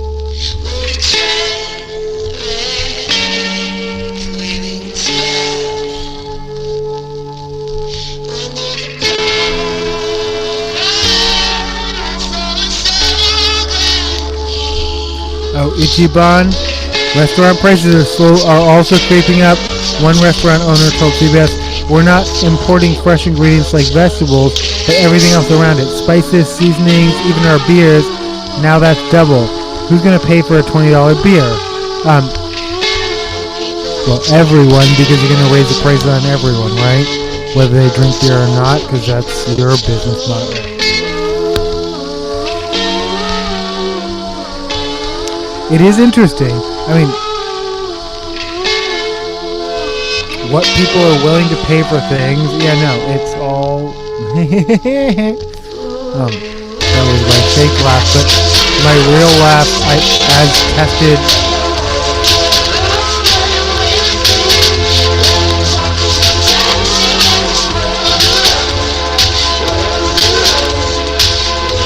At some point, has become my actual laugh. My actual laugh is Woody Woodpecker, and I didn't do that on purpose, but once I identified it, I didn't lean back. Woody Woodpecker IRL. Should I change my name to, no, that wouldn't work.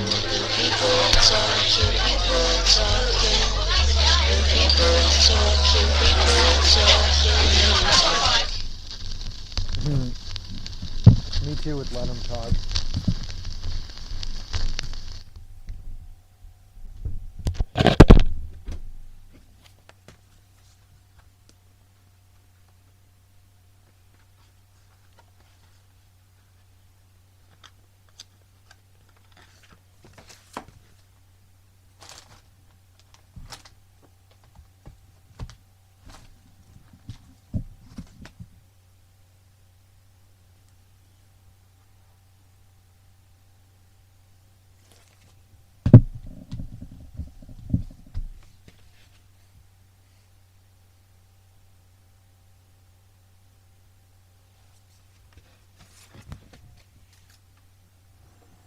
This is The Boxer, originally by Billy Joel, performed by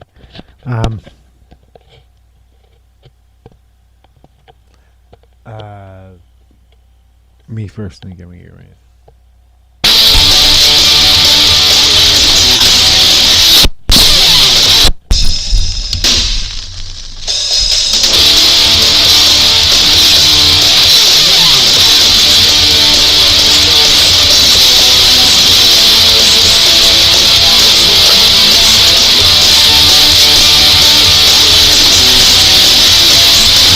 Have a ball.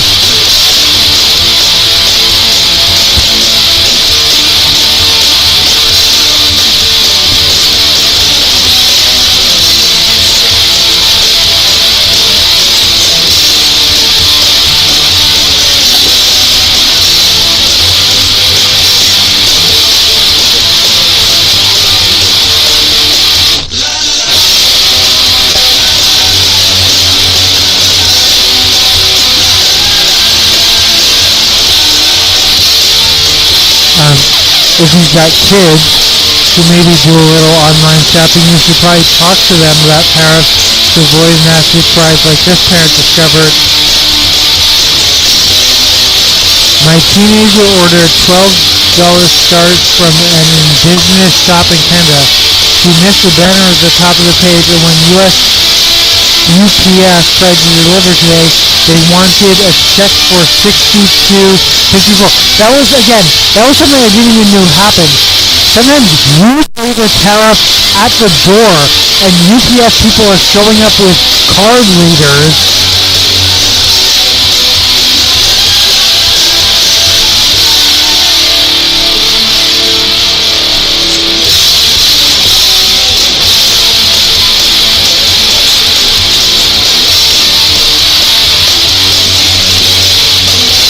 Make sure your kids aren't ordering from international shops right now.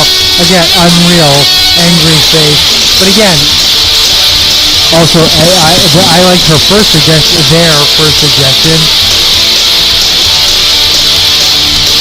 Educate your children on how international trade works.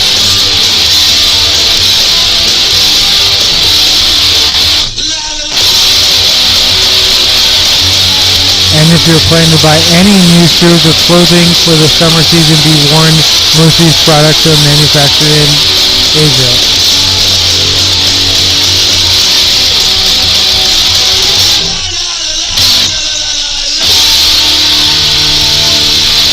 Subtotal, $65. Shipping, $32. Already ridiculous for a pair of shoes, but sure. Duties and tax, $100. $197.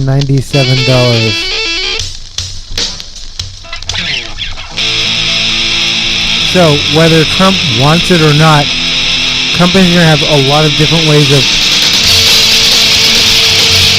displaying that this is country roads.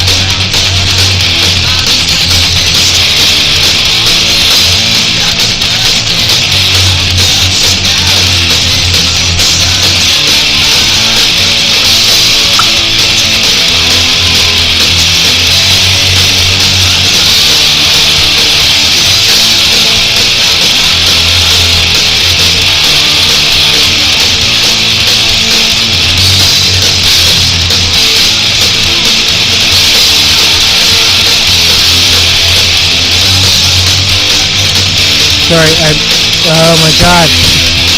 I have a coworker every single time shows mention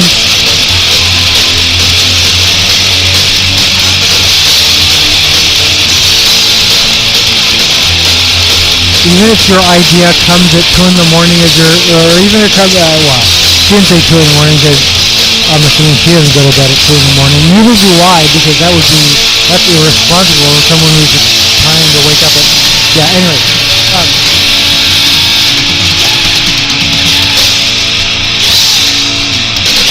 Berries do more yas than I'm, okay.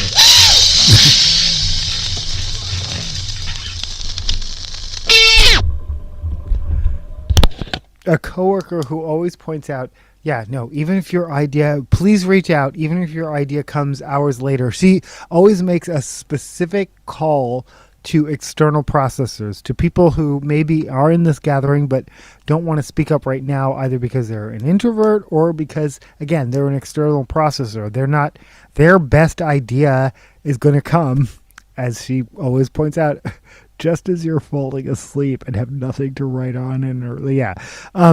But I'm thinking of her, and I'm also writing down my good idea, which I've also forgotten. It's not country roads. So good. Okay. Good on me for forgetting the shit.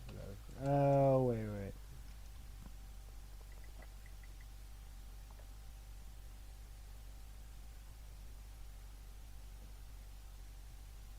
No, wait, that didn't help. Oh.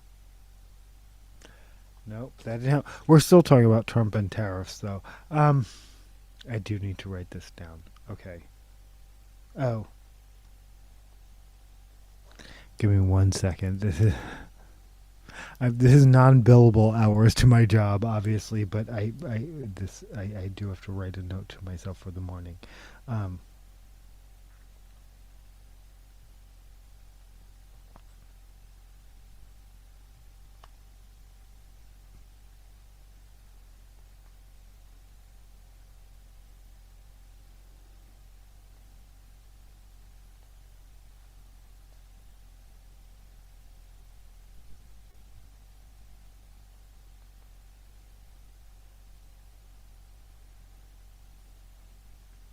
Okay, I remember the main thing, and that's great. I had a sub point, but I think it's lost. And either I will remember it during actual work hours when I'm being paid for thinking of this shit. But this is exactly how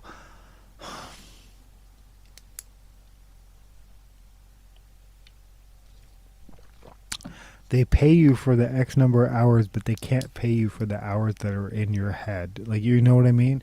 I'm going to play more Sassy Black because she's playing at Juneteenth at Wanawari, and I want another excuse to talk about Wanawari because this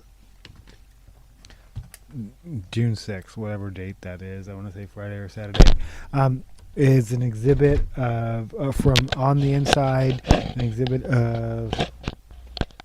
And I am now actually going to play Glitches. Prisoner Art, 6 to 9 p.m. June 6th, Wanawari Art Gallery. Check it out. And then this artist, Sassy Black, will be doing a DJ set at Wanawari on Juneteenth, June 19th.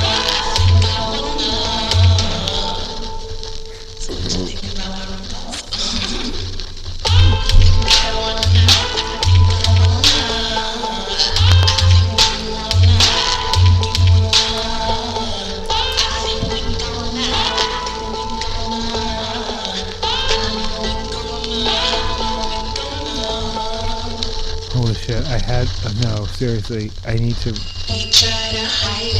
This is what I was going to play before. This is Glitches by Sassy Black.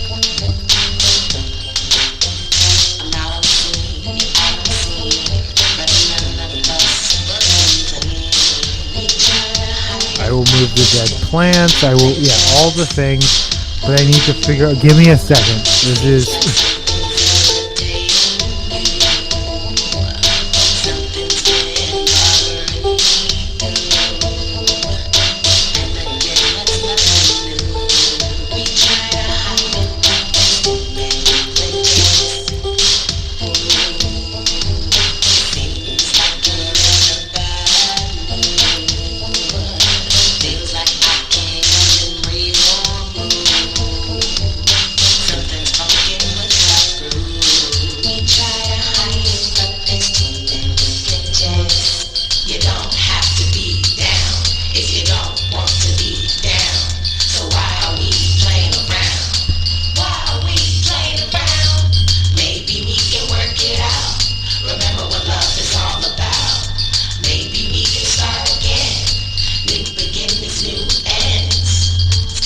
I actually thought of a separate thing that isn't even what.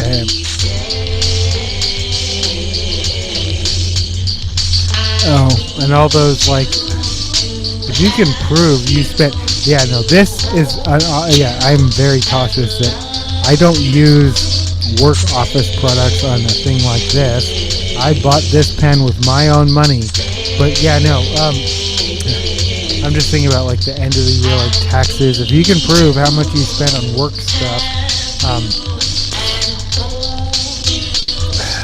I am stuck in my head in a work thing. Give me a minute. I'm gonna.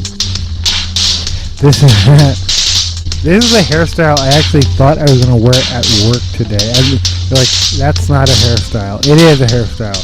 You're like, that's a potato. Yeah. No. Anyway. That is a diagram I drew myself for how it's gonna. It literally says style guide at the bottom. I'm not kidding.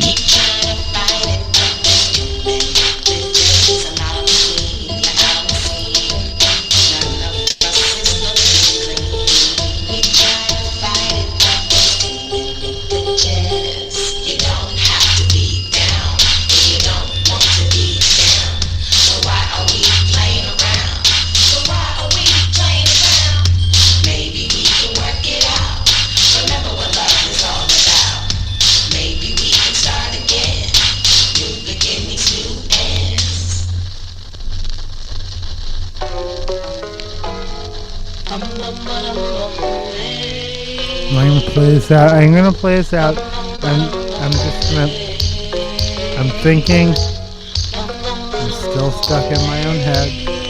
We're all good though. Everything's fine.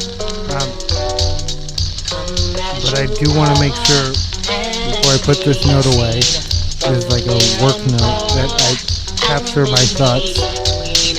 There's one more. Oh my gosh. Like, boop, boop, boop, boop, boop. Like bubbles, like boop, boop, boop, boop, boop.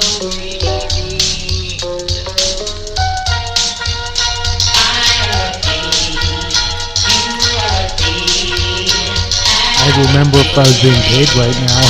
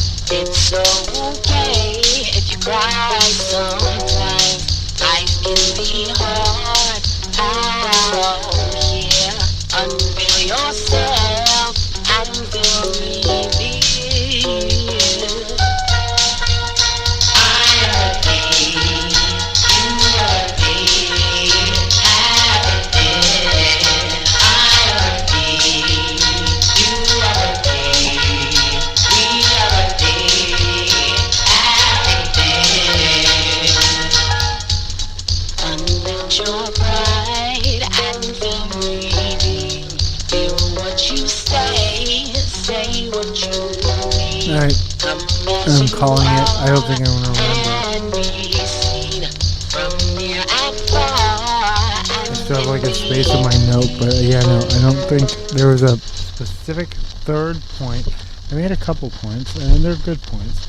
I'll keep this. Actually, yeah, no, I won't put this away because maybe I'll remember it. But if I put that there, then I won't remember to put it with my work notes. All right, remind me to put that with my work notes.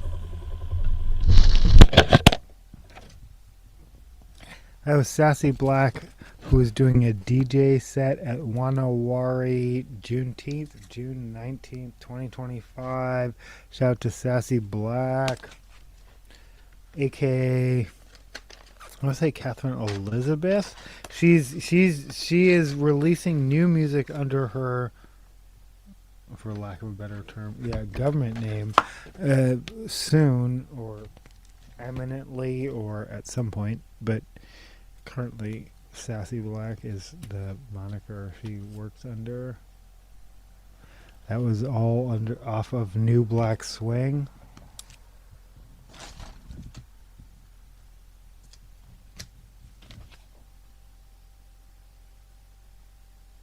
This is Strawberries and Cigarettes by Troye Sivan. Happy Pride. No, I don't know why I said it like that. Like, yeah, no. But happy Pride.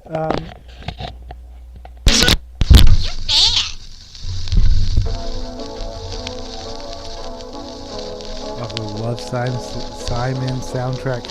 I do know why I had said it like that, because that's the new thing. It's interesting, and I didn't get the memo, but yeah, no, from voice actors, it went from like super excited, like announcery voice, to like conversational, hey friend, bestie, what's up, to like completely flat Affleck. That's not that is not at all a Freudian slip.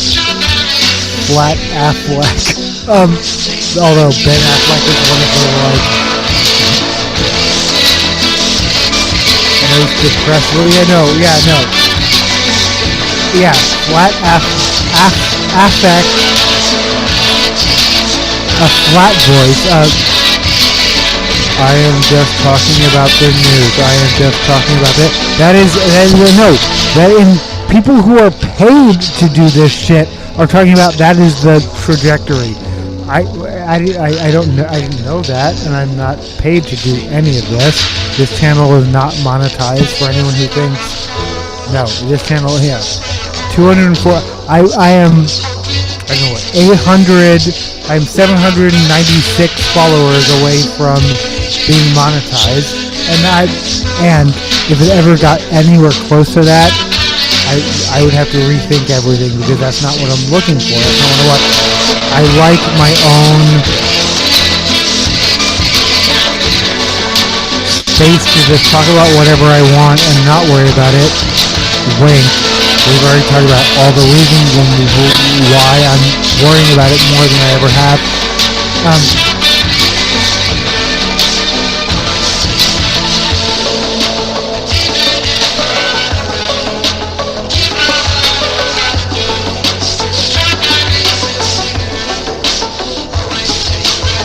Yeah, no, I don't want...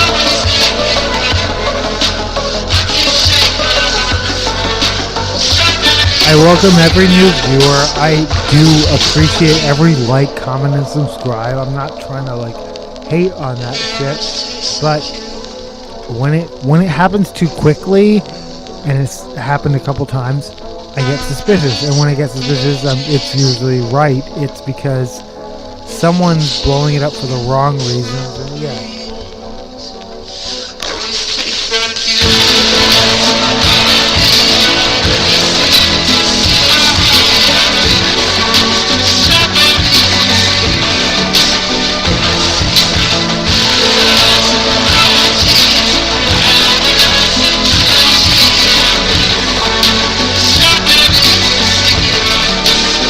Choice of almond, strawberries, and cigarettes. Happy Pride.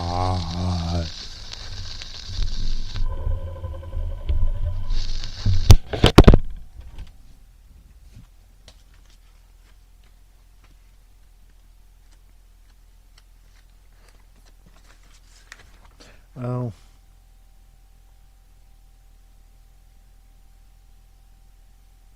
Huh. Yes.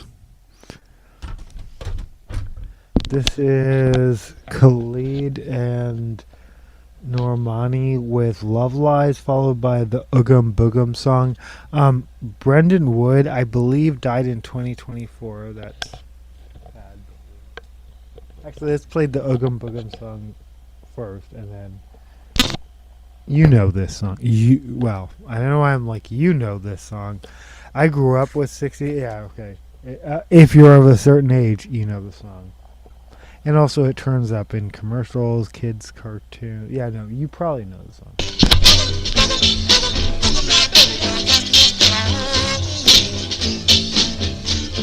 But this version is off the Love Simon soundtrack. Nick Robertson. Is he still playing teenagers? Because he's... I feel like he kind of is. Like he's... Anyway.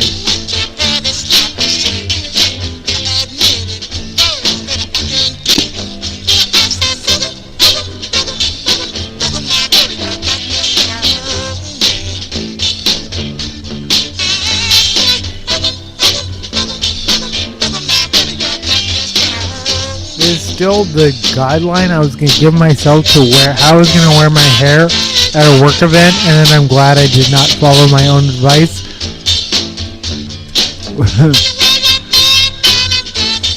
That would have been a different thing. That would have been wild, but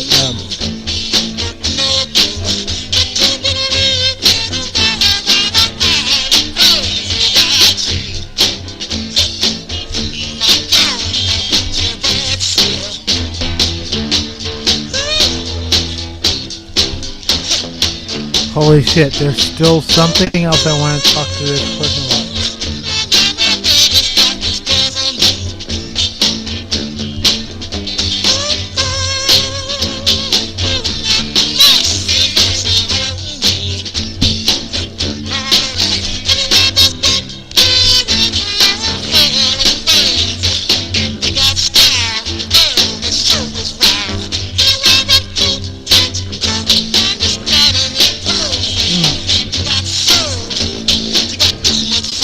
What's wild is, the thing I've been forgetting the whole time is, this person, thing with the work note,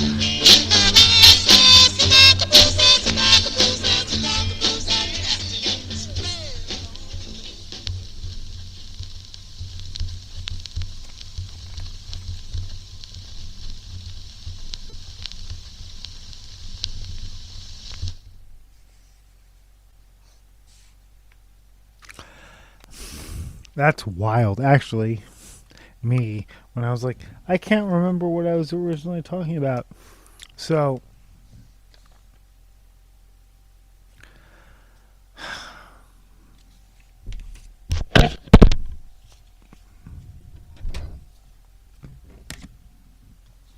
I was talking to a coworker. Okay, so back in the day, and this is another. I'm talking about my job, but if you know me from my job, please don't. This is not for you. But also, like, I do talk a lot about my job, and that's kind of ridiculous. I used to bring my record player. It was a battery-powered one, or you could plug it in with USB or whatever. But I used to bring a record player and a variety of records and encourage other people to bring records. Oh, that's what I need to write down, actually.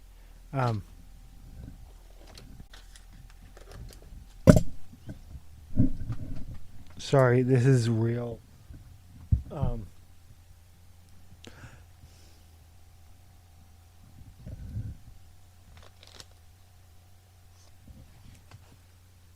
This is Wilson Pickett with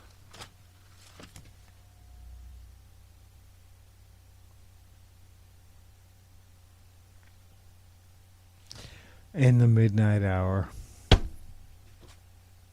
followed by 99.5 Won't Do. Okay, perfectionist.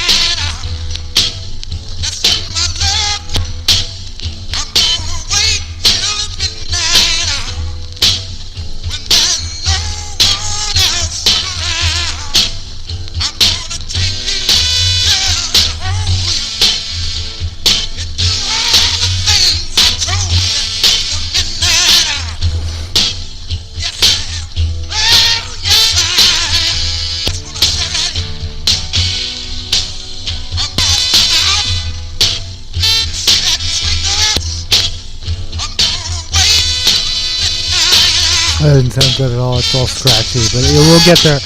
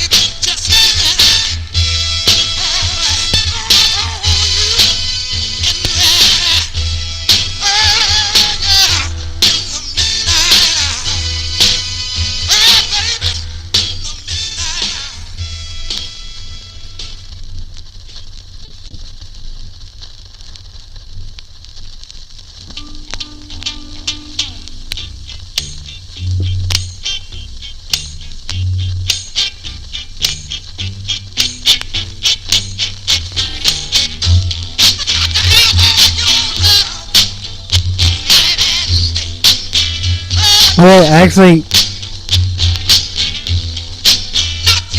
those are not billable hours for my job, but I literally looked at it, I was like, how long did that take me? Because I didn't even put...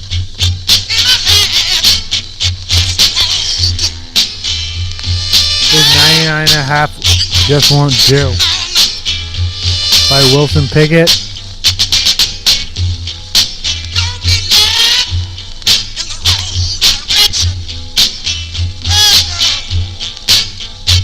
Off of the exciting Wilson Pickett.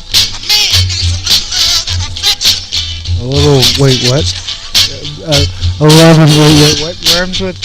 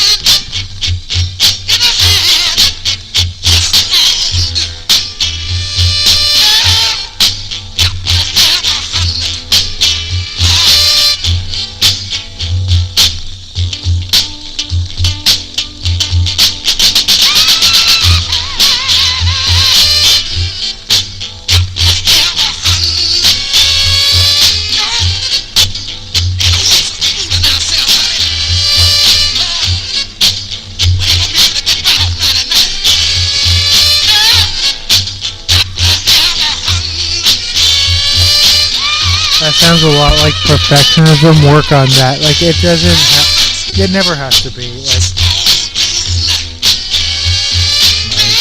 Okay.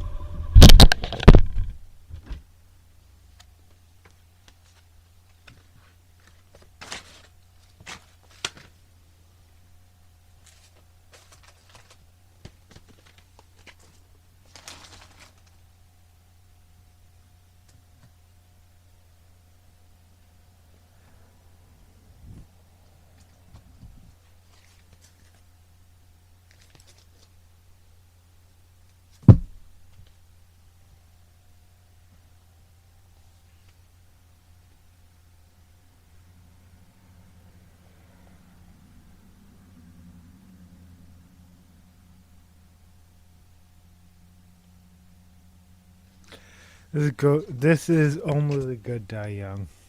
Performed by... Oh, wait. I actually don't remember who it's originally performed by. Okay, that's usually... Okay, this is my...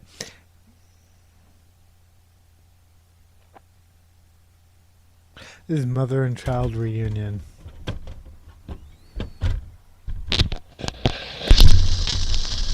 By Me First and the Gimme Gimmes.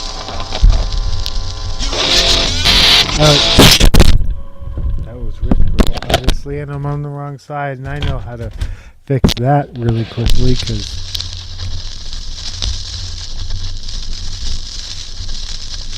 Me First and the Gimme Gimmes also have a ball.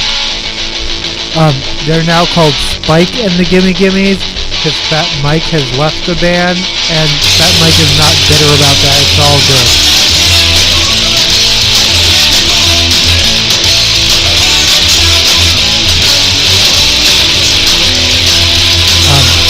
Not to be weird, but I think I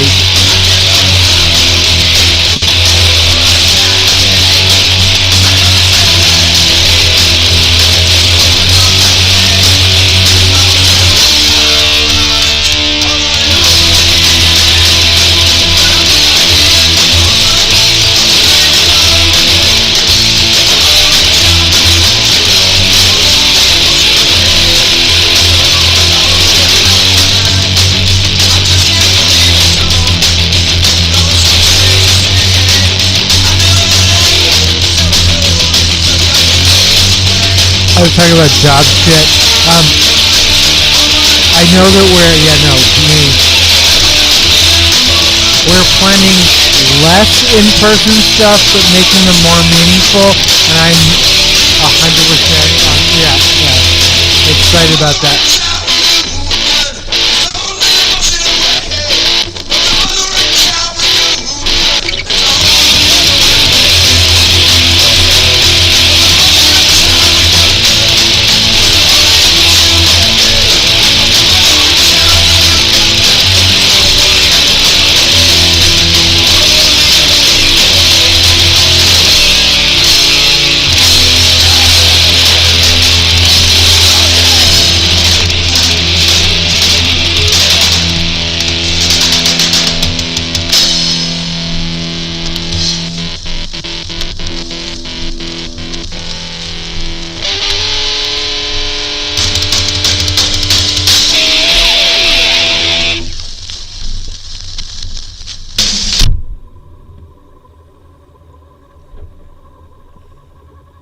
I'm only gonna play Only the Good Die Young.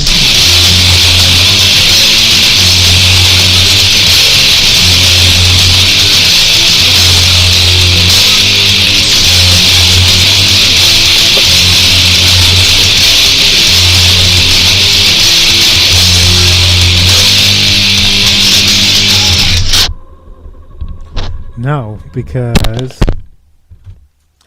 it's 1:38 where I am. I don't know where you are, but... And you know what that means.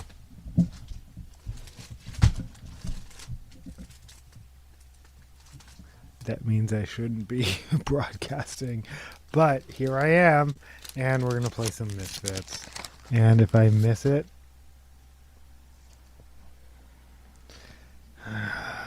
Cough Cool back with She. This is going to be She, then.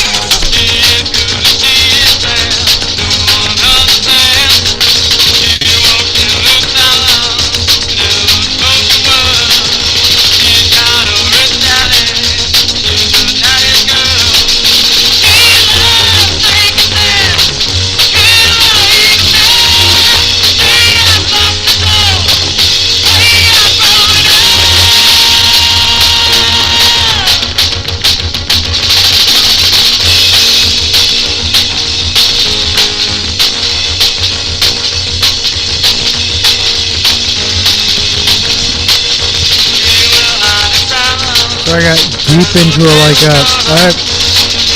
well, yeah. I guess that was the news episode, but...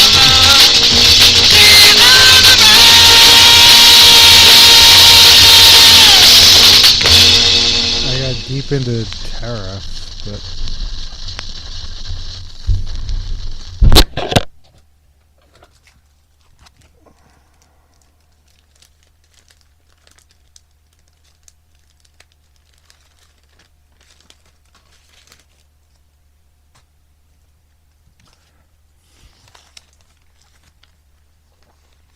This is Pigeon Pit with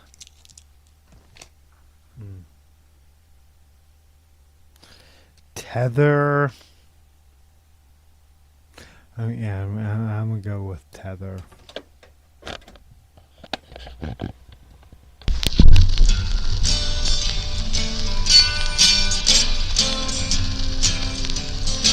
By Pigeon Pit, Olympia's Pigeon Pit.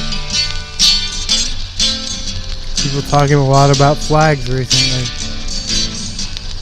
Took all the flags down and now you can watch the kids get the tether gone round.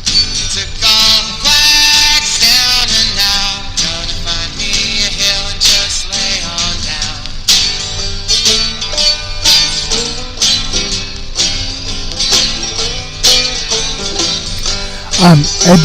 Yahoo according to Yahoo Finances. So I don't know whether we all like roast Yahoo, but it is a legitimate source of information. Education Department halts plans to garnish Social Security benefits for defaulted student loans. The roughly 452,000 Americans over 62 with student loans. There are, again, almost 500,000 Americans with student loans at the age of 62. I've made that clear very much at my job. I will not be acquiring because I don't talk about this a lot, actually. I don't have the legal qualifications for the job I work. And you want to come at me? Come at me. Because you can very easily come at me. The fragile foundation of the super cool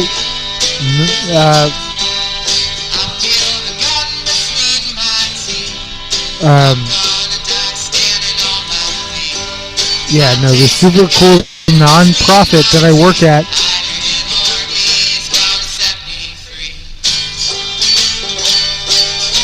But yeah, no, it's entirely contingent on the fact that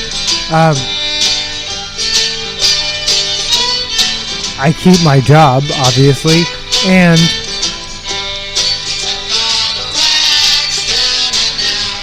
I love how much they were like, oh yeah, no, it's just any kind of mouse. It doesn't actually, it's not Disney or...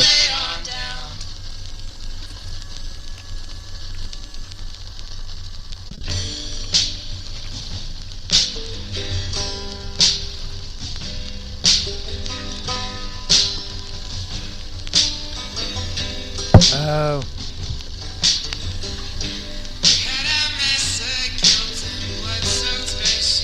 So blowing it.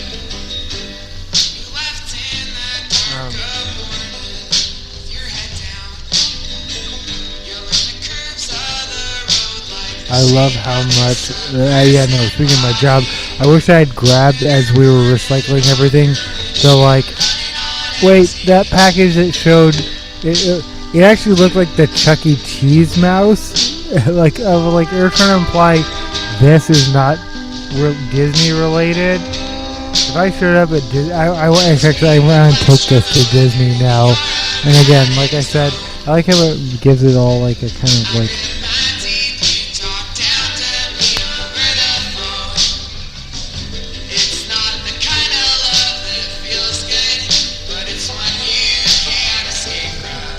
Oh my god. Kind of love it doesn't feel good, but it kind of can't escape from.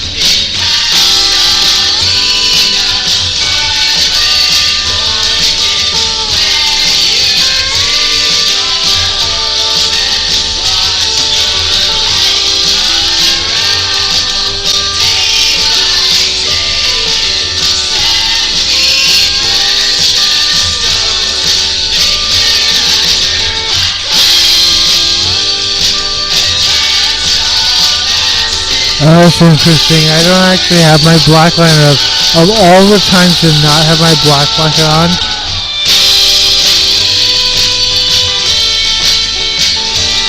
But that's you can see, I love that.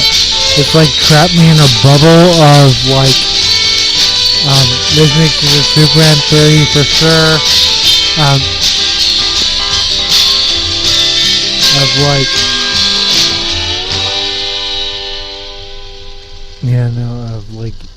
O-ring.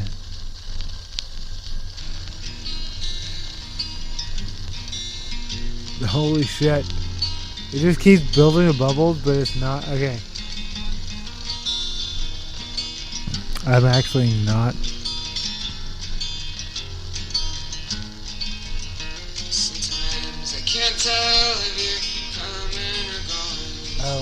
how that happened when some of them hit the camera. That's probably In the shade of that bridge in El Paso, in my hand, through the sands and find a warm silver key.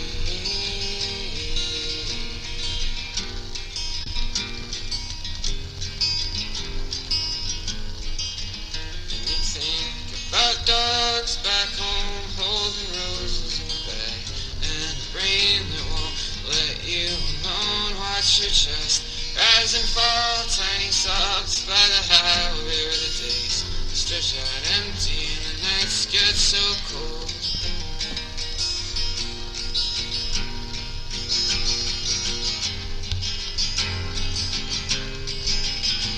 Last summer I tried just to black out the pain while the sunlight pulled chemical knives in my brain. It took a 73-year slum up in Maple. I held the hand of a stranger just to give it away.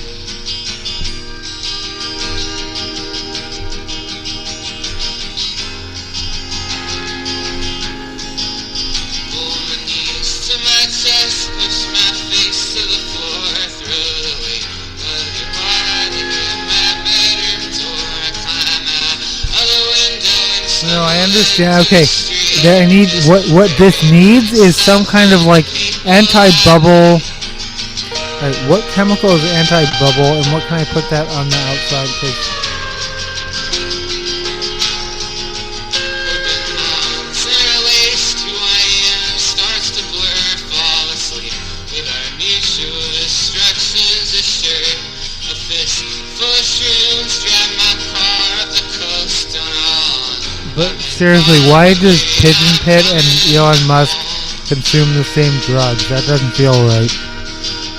Yeah, I'm okay with Pigeon Pit consuming them because they're touring and putting out albums.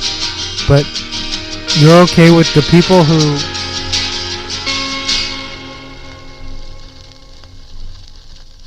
Oh, well, that's interesting.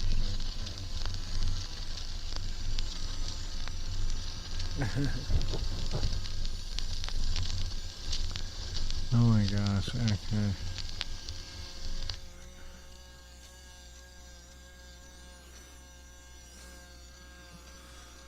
It becomes like a drip, but no, they're literally things just dripping, and I'm like, but that's okay. That's not even okay. Yeah, no, you see how it does create bubbles, and it is Disney, but it's almost like, oh, Mr. Disney.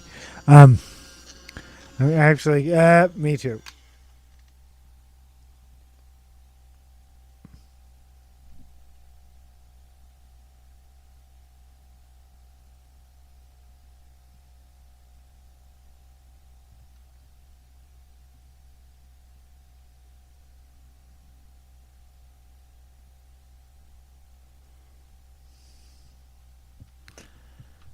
Oh shit! I didn't even think about it. Yeah, no, all of it. I kind of want. Yeah, I'm gonna go wash my hands.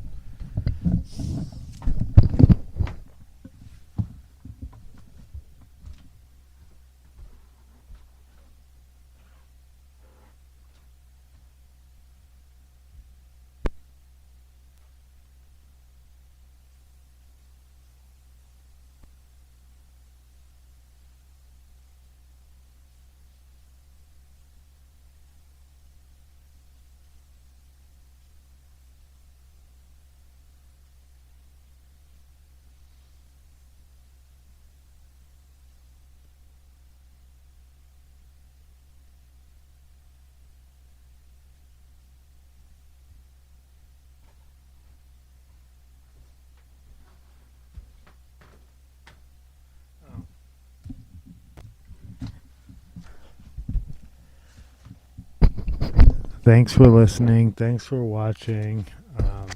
We've been listening to Pigeon Pit.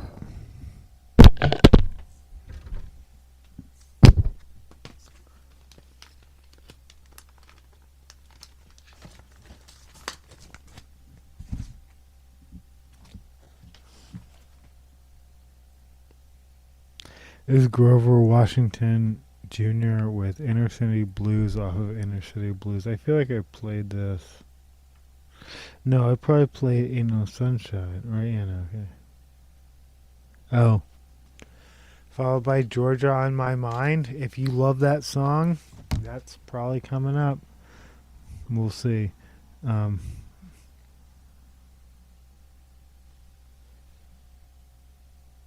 Inner City Blue. Oh no, I did play this. This is Georgia on My Mind. And that's the wrong speed.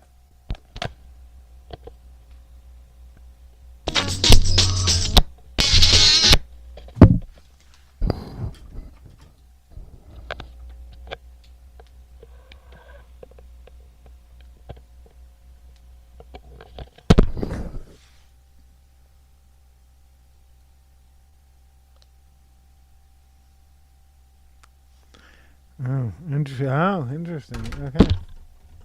This is Georgia on My Mind. You know this song. It's the theme song to the Designing Women. And, well, if you're old like me, you know this song. But this version is Grover Washington.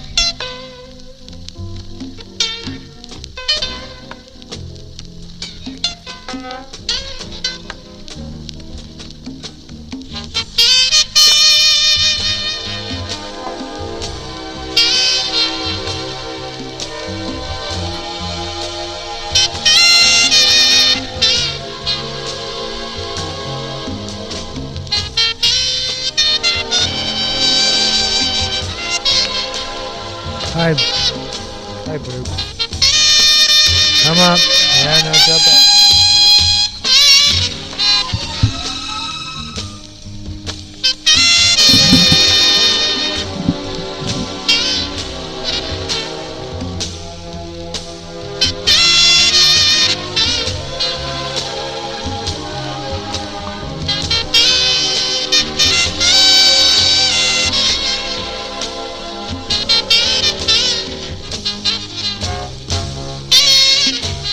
This is your cat break. If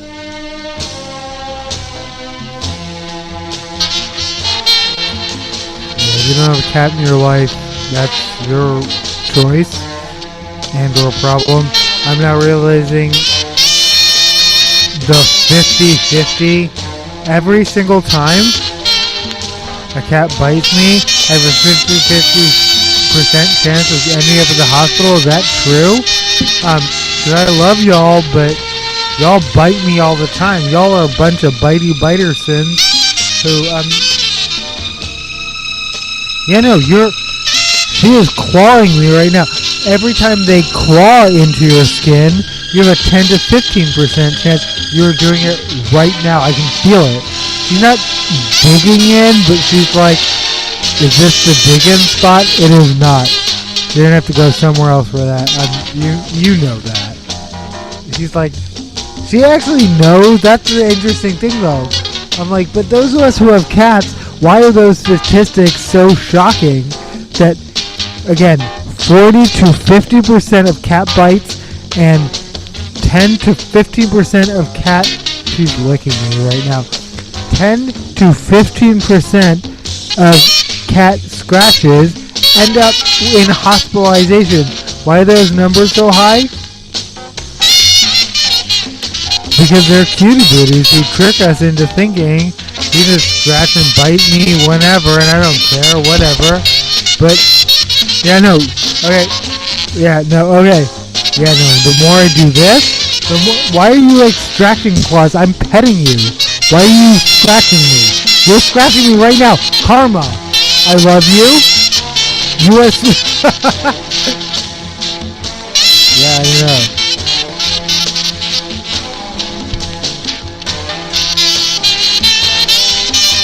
But literally, I know, I get it. When I dig in, you want to dig in. I feel you. I'm petting your tail butt. And she's going back into the exact same position. Let's see it. And let's see if I'm dumb enough to let her start scratching up my leg. Oh no, she's moving in. She's gonna scratch up my right leg now. Thank you, Carmen.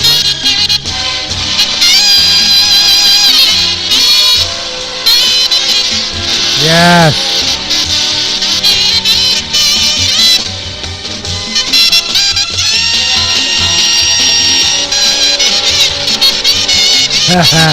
Me too.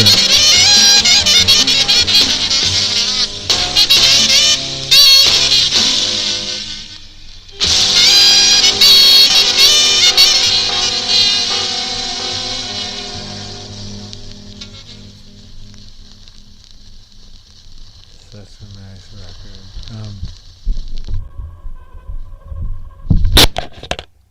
I didn't do that. You did that. I'm not. What are you talking about?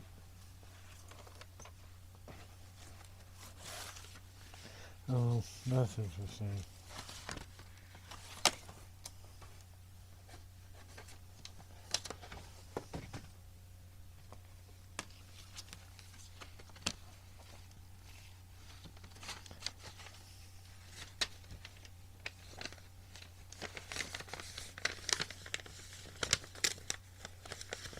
Oh, interesting.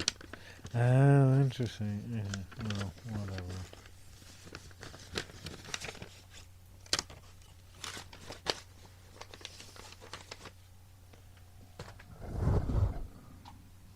Excuse me. Bubbles, bubbles, bubbles. Bubbles, bubbles, bubbles. Bubbles, bubbles, bubbles. Bubbles, bubbles, pop. Yeah, I know. You saw Luna get it. She actually likes bubbles. She likes bubbles. Oh, look at her.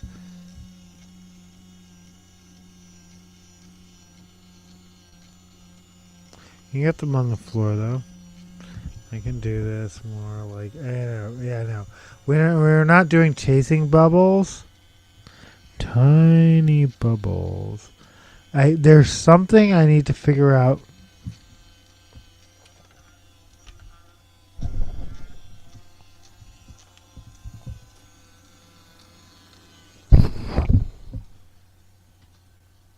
Luna almost is acting correct, but that's what I want, but it's not.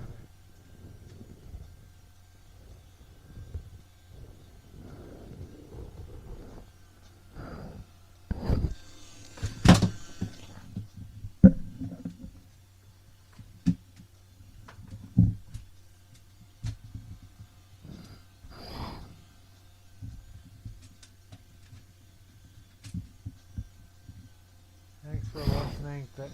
Thanks for listening. Thanks for watching.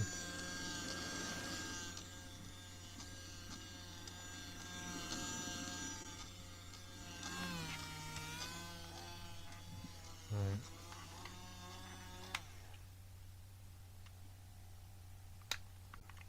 And then you could just walk around with it, to like it can just glow, but it doesn't have to.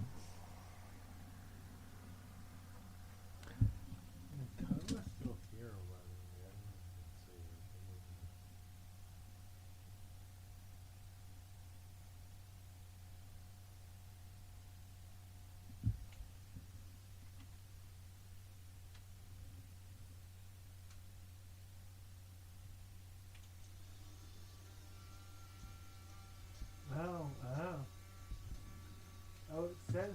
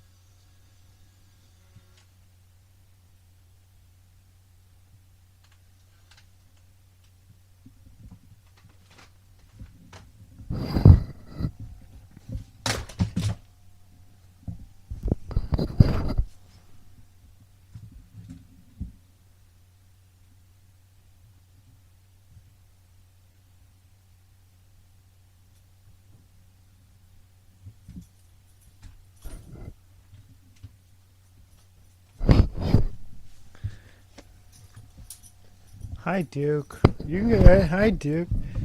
Okay, Duke is dealing with something. And I'm like, Duke, that is a personal choice. This is Bad Romance, probably. Oh.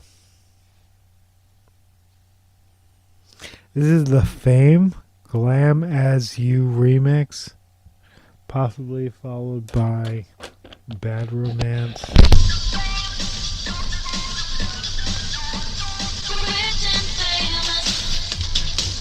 Off of the remix by Lady Gaga, executive producer Vince Herbert.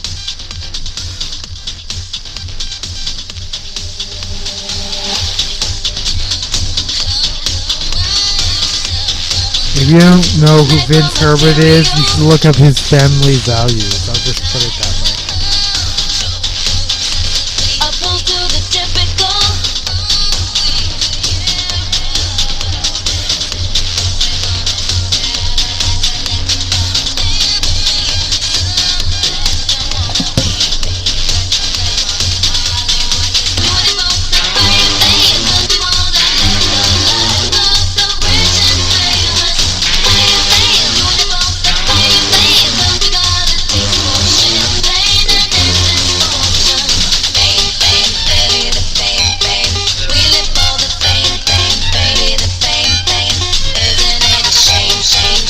Yeah, no, I already reported this. Yeah, Yahoo Finance Education Department halts plan to garnish Social Security benefits for defaulted students.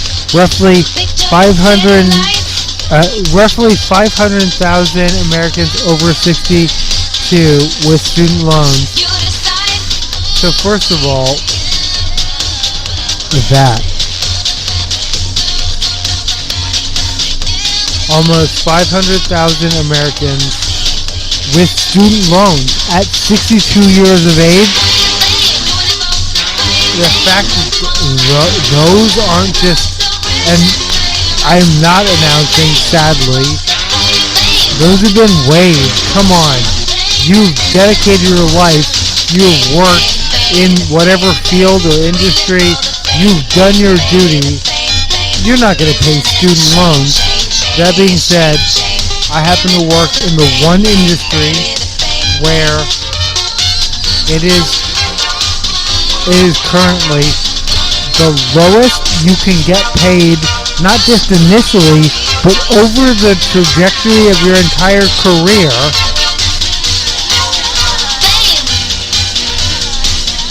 Early learning is still a college and is, unless you parlay it into something like me, I'm an advisor, I'm a consultant, I'm a coach, I'm a, yeah.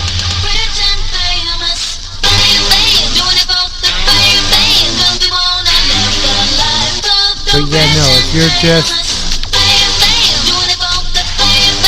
I need my job and I want to be a classroom teacher or a center director, you need more education than I have right now. And that's actually kind of fucked up.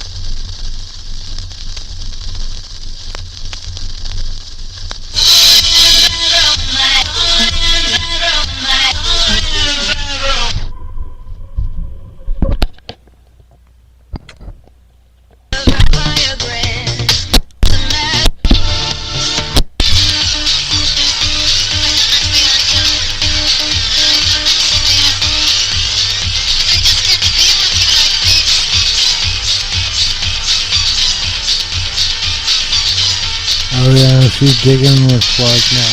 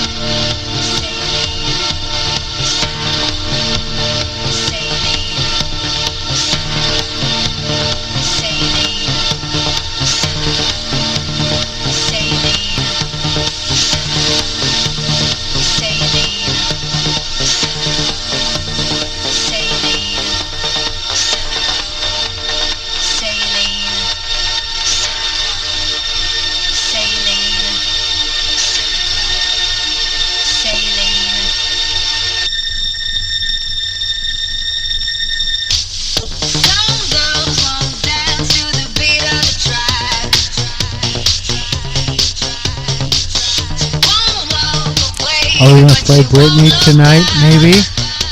We'll find out.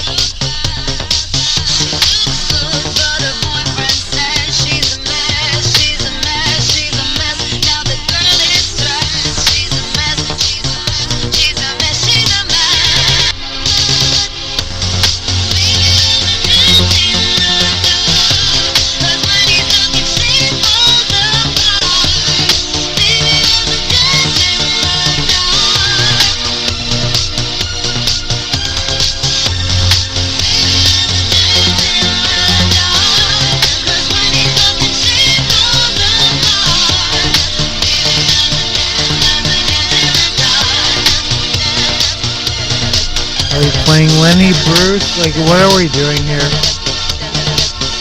I need to go to bed. That's probably what we're doing.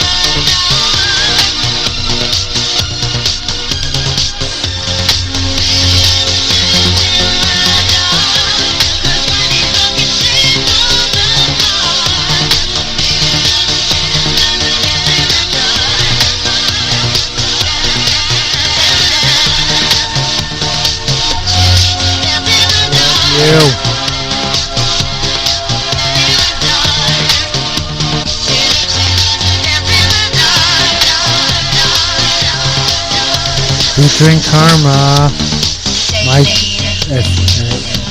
existential karma.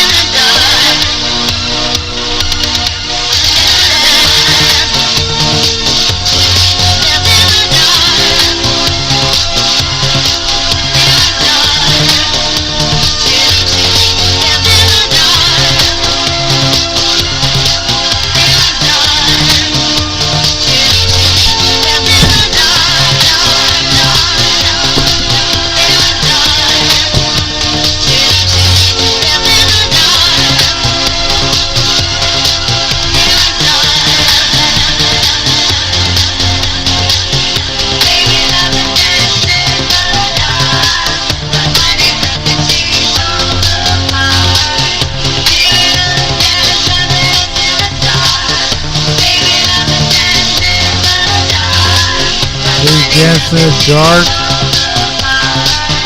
the Monarchy Skylights remix, Lady Gaga.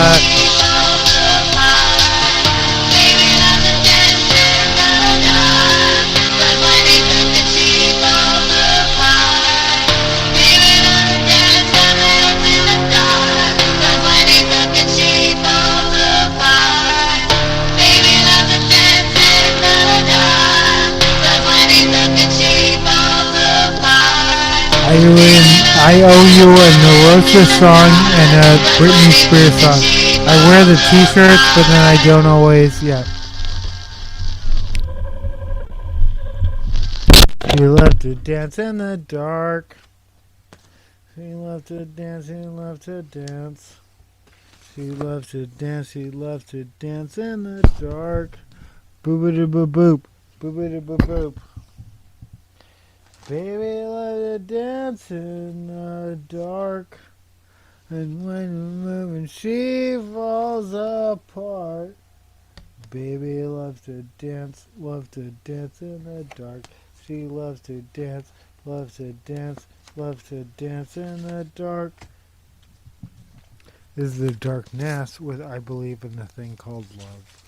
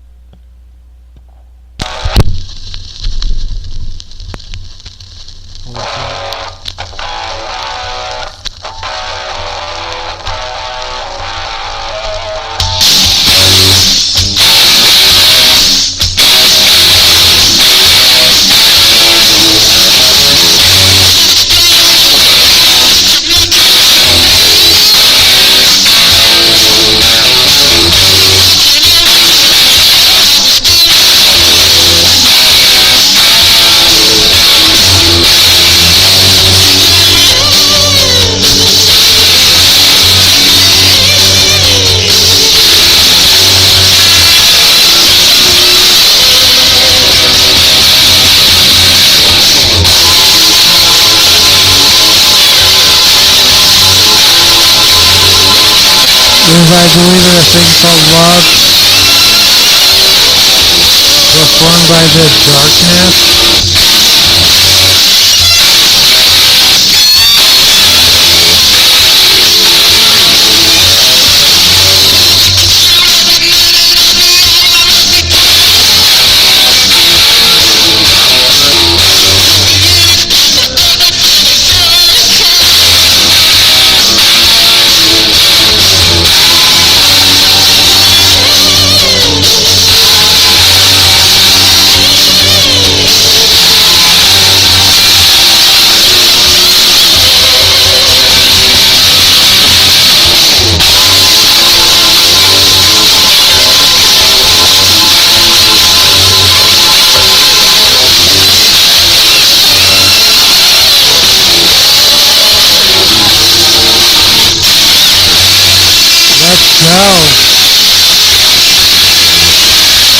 How is Stacy's mom doing these days?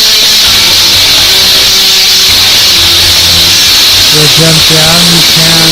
It's all good.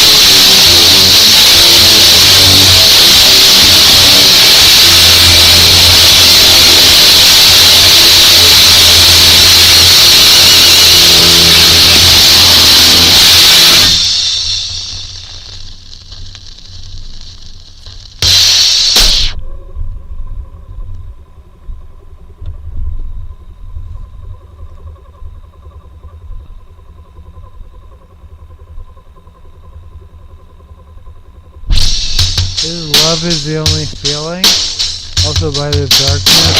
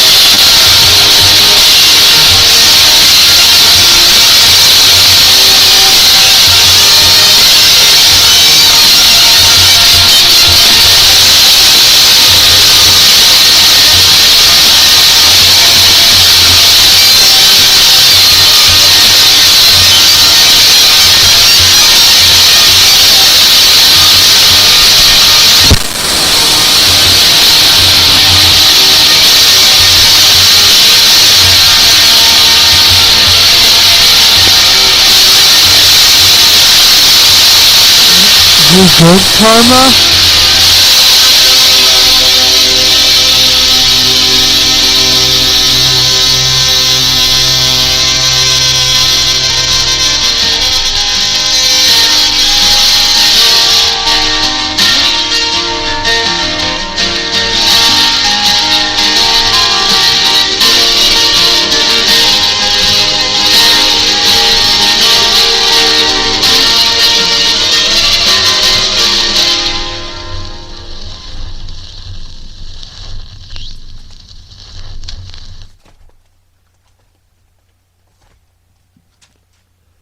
Thanks for listening. Thanks for watching.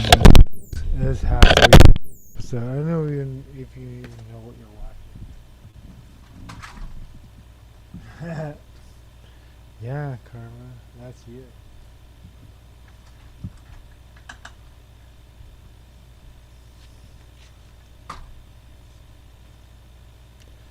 That cat.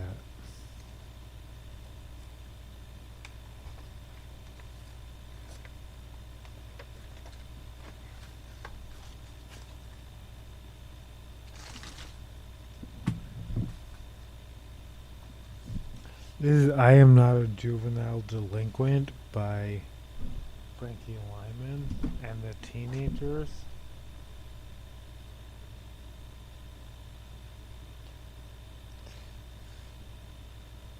Alright, well, this is Why Do Fools Fall in Love. And let's just find out if I can even play this song.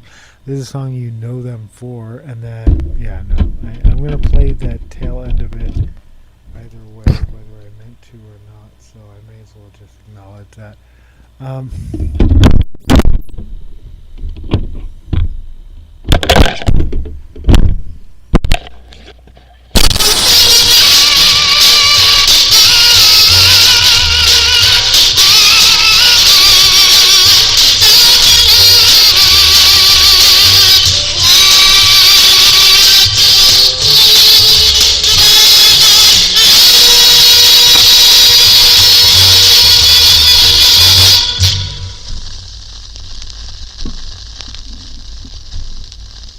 not a juvenile delinquent.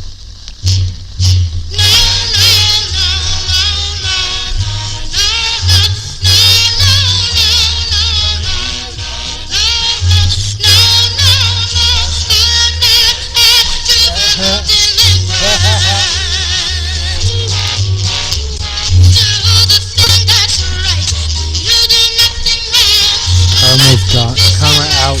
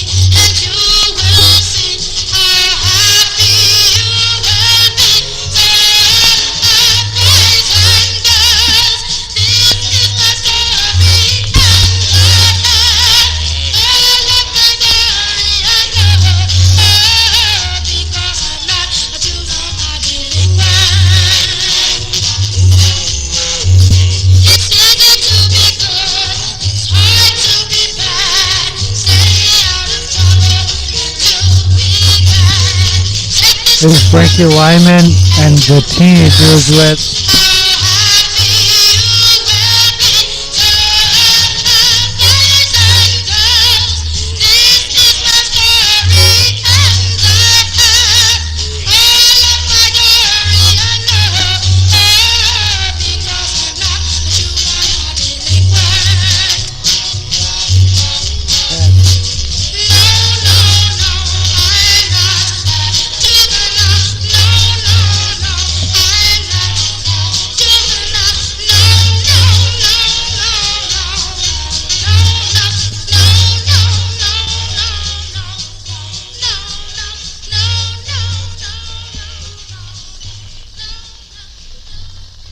Frankie Lyman and the Teenagers off of I Am Not a Juvenile.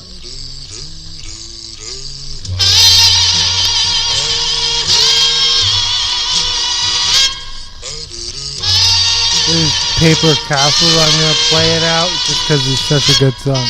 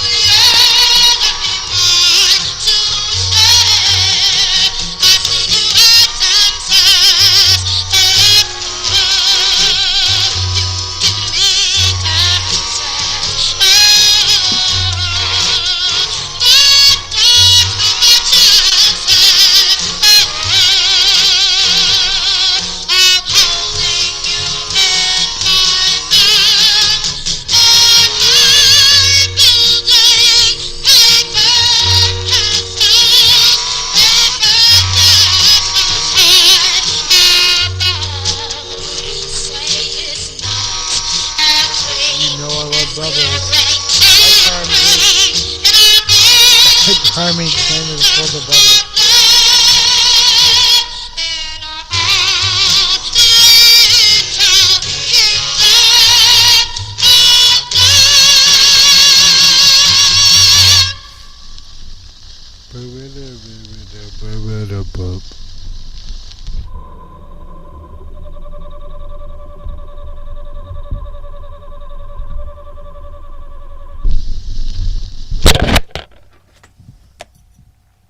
Hi, Carms. Yeah, hi. Hi. I don't know, she's pretty, like, insistent. Like, this is where we're at right now. Yeah, okay. We're good. I love ya. That's where the cat is. You know where the cat is. The cat's in my lap. And the cat came back the very next day. Oh, yes, the cat came back. The shawty was a boop, but the cat came back. Just couldn't stay away.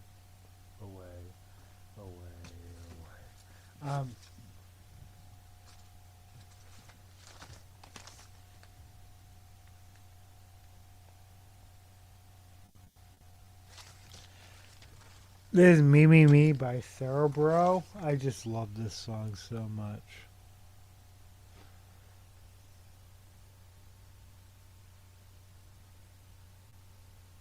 This is the dirty version. Dirty 30. Duarte 30.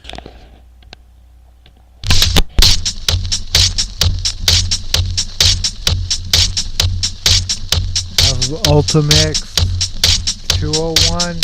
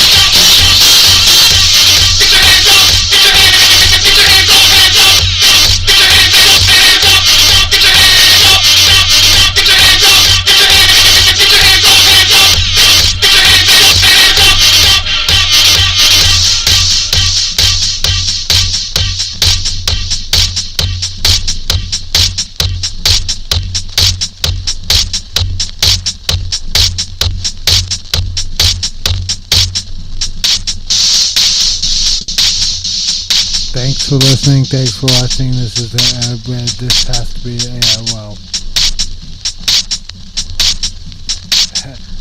new show. An attempt was made.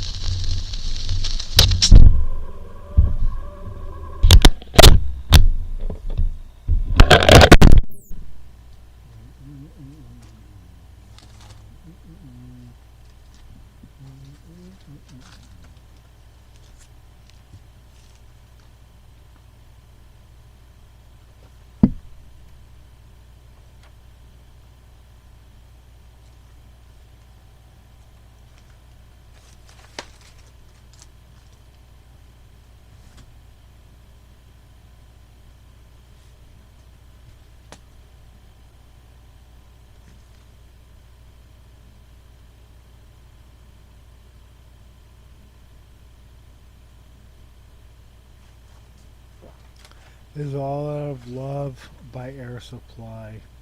This is just the bop of the season.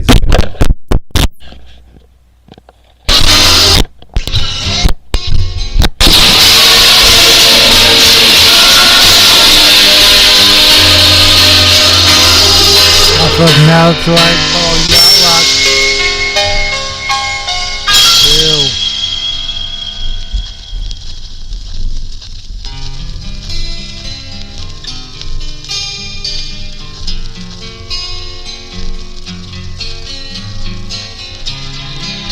This is All Out of Love by Air Supply. Faux show. I'm 100%. I know the feeling.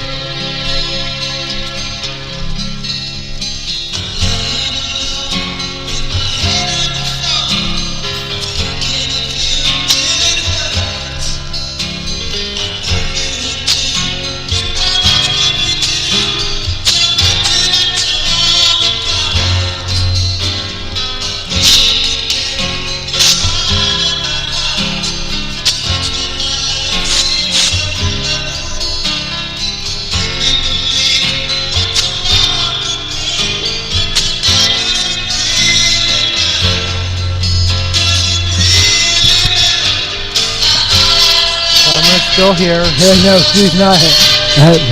Semi-voluntarily. That cat looks like she wants to be here, right?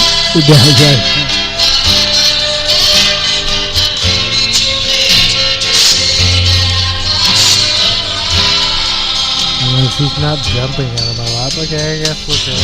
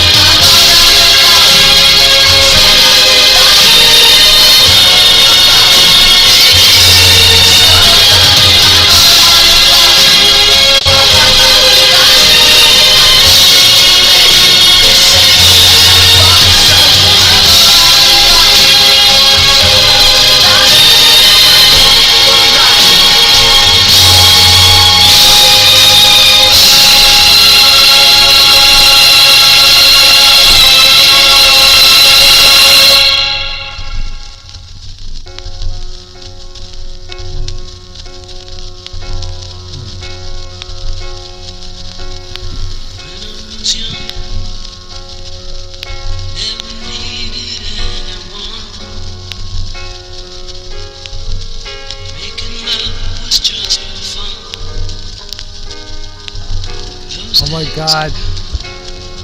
I need to hear the Spanish version of this right now. This is all by myself. I hate this song. I know I was playing this anyway. I hate this song so much, but I kind of like the Spanish language version. It is 100%.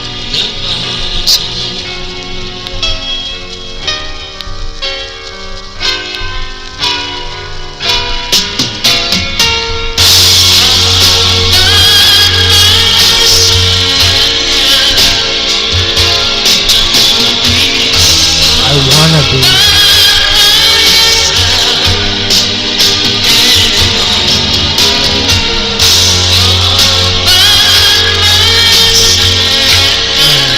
Happy with it,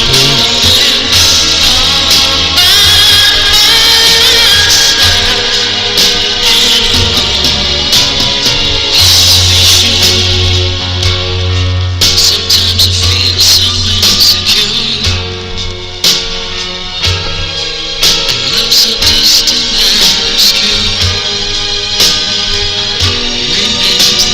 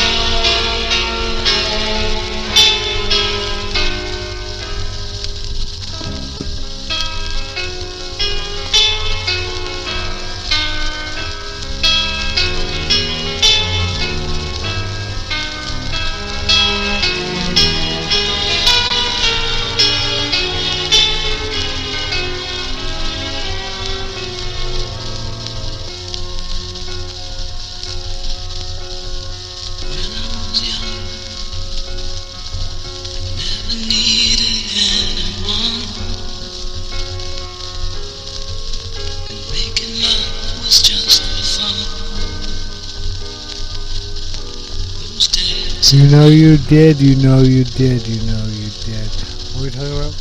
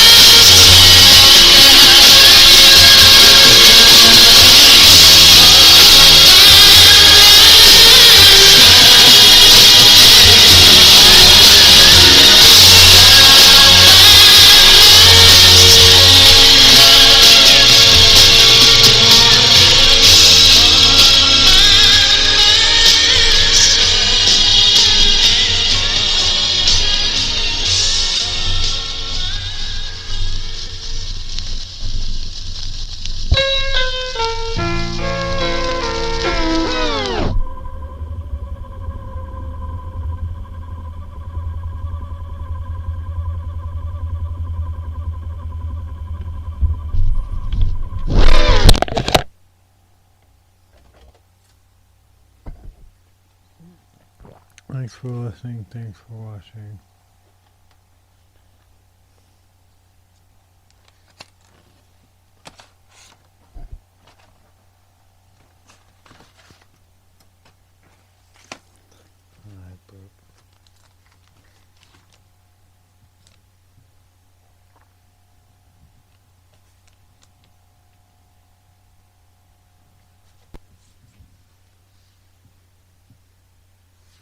This is Ohio by Crosby, Stills, Nash and Young. If you're not familiar, get your little mind blown right now.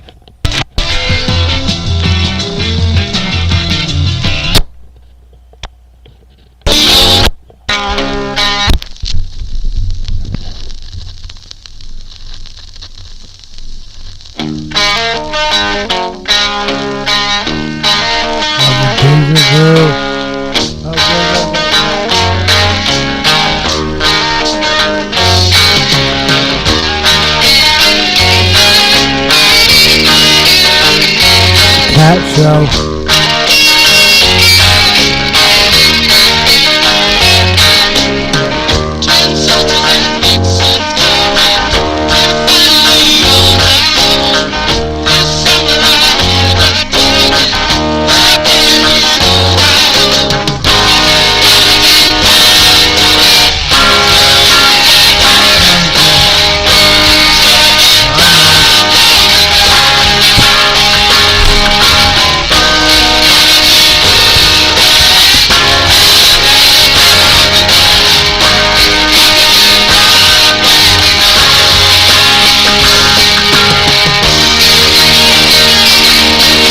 This is Brenda.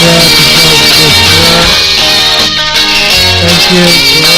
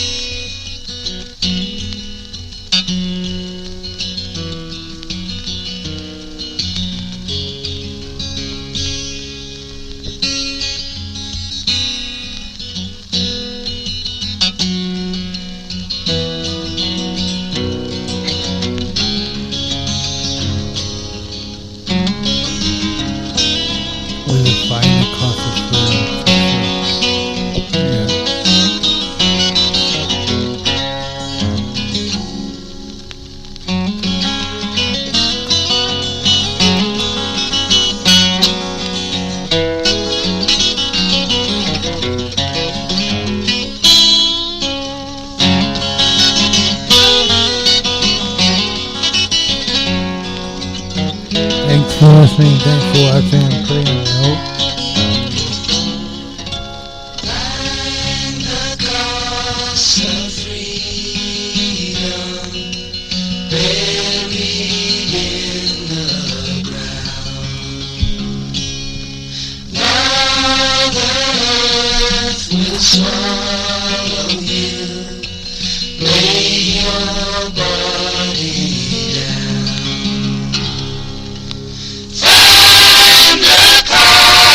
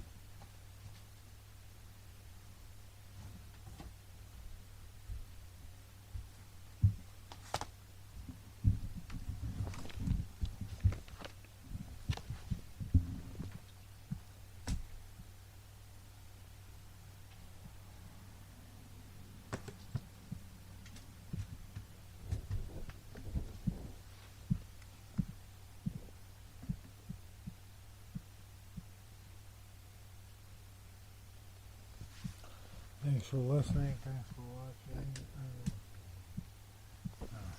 We're playing some Britney though.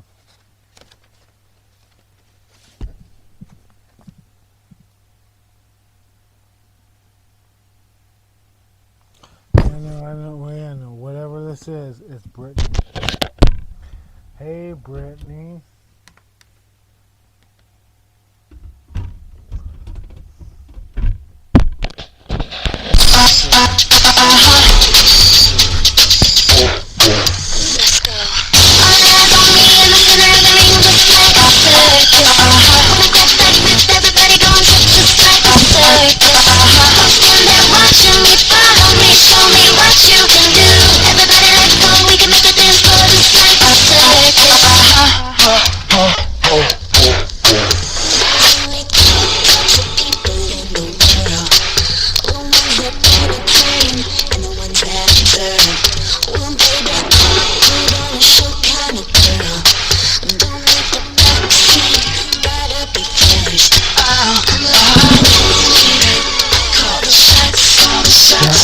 Shot.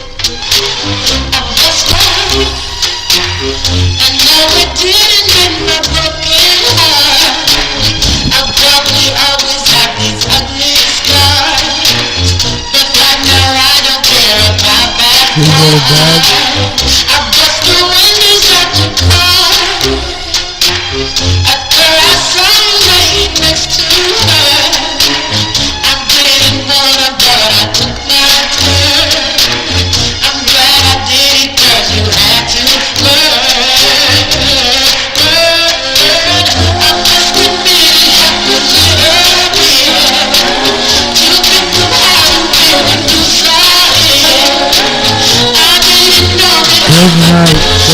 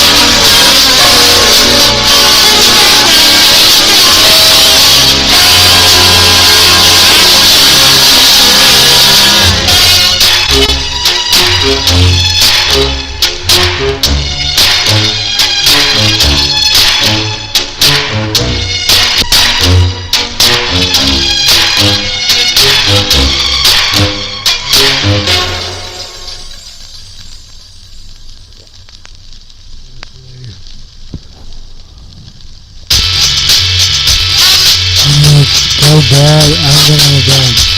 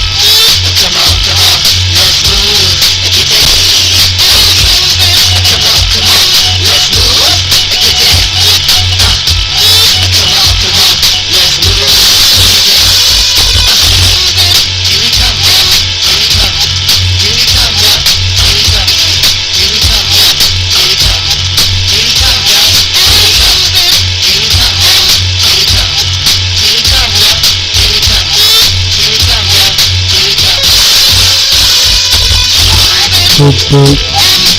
From British. Where's that from?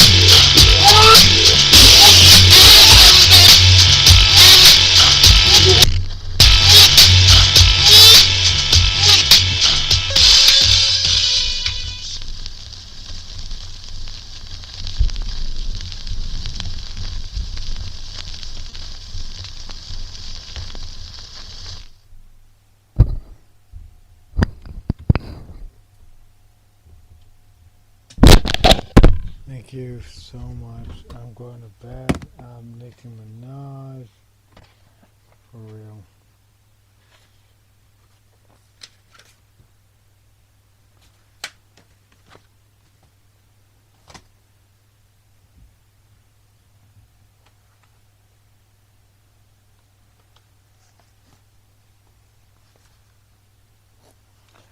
I said Nicki Minaj. It doesn't matter. Go to bed.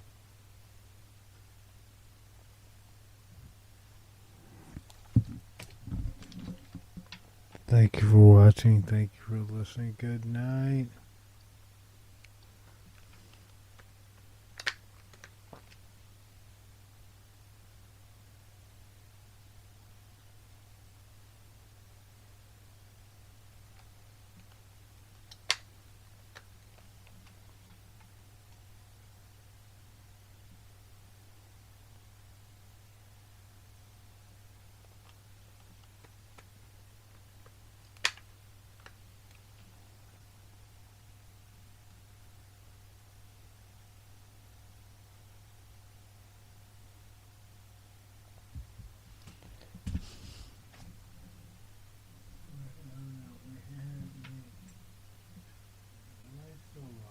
Me when this is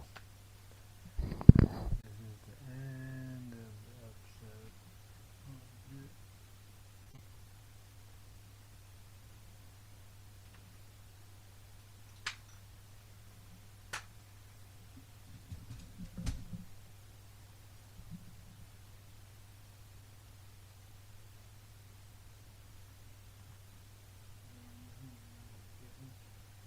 No one's there. This is the end of the episode. Thanks for watching.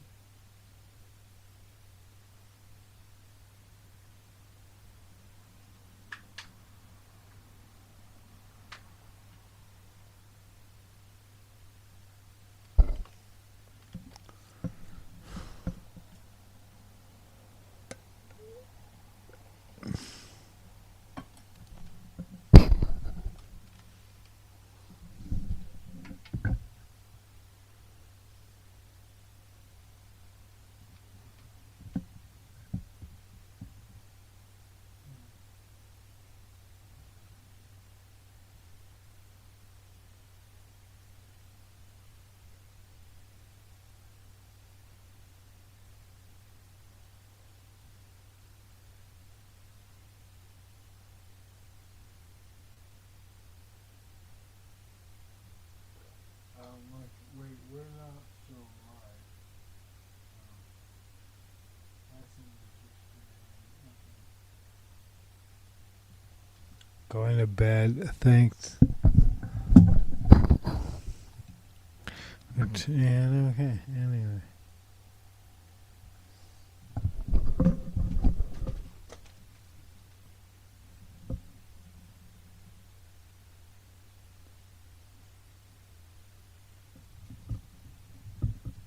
Right.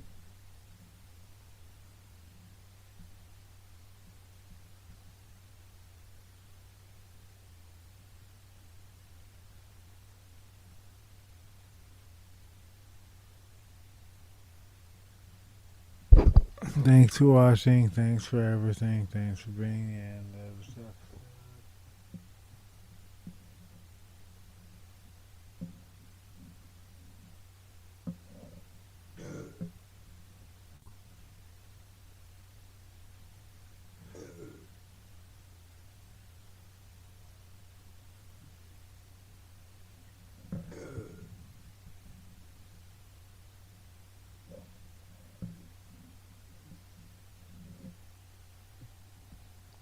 Thank you for watching. Thank you for listening. No, not entirely.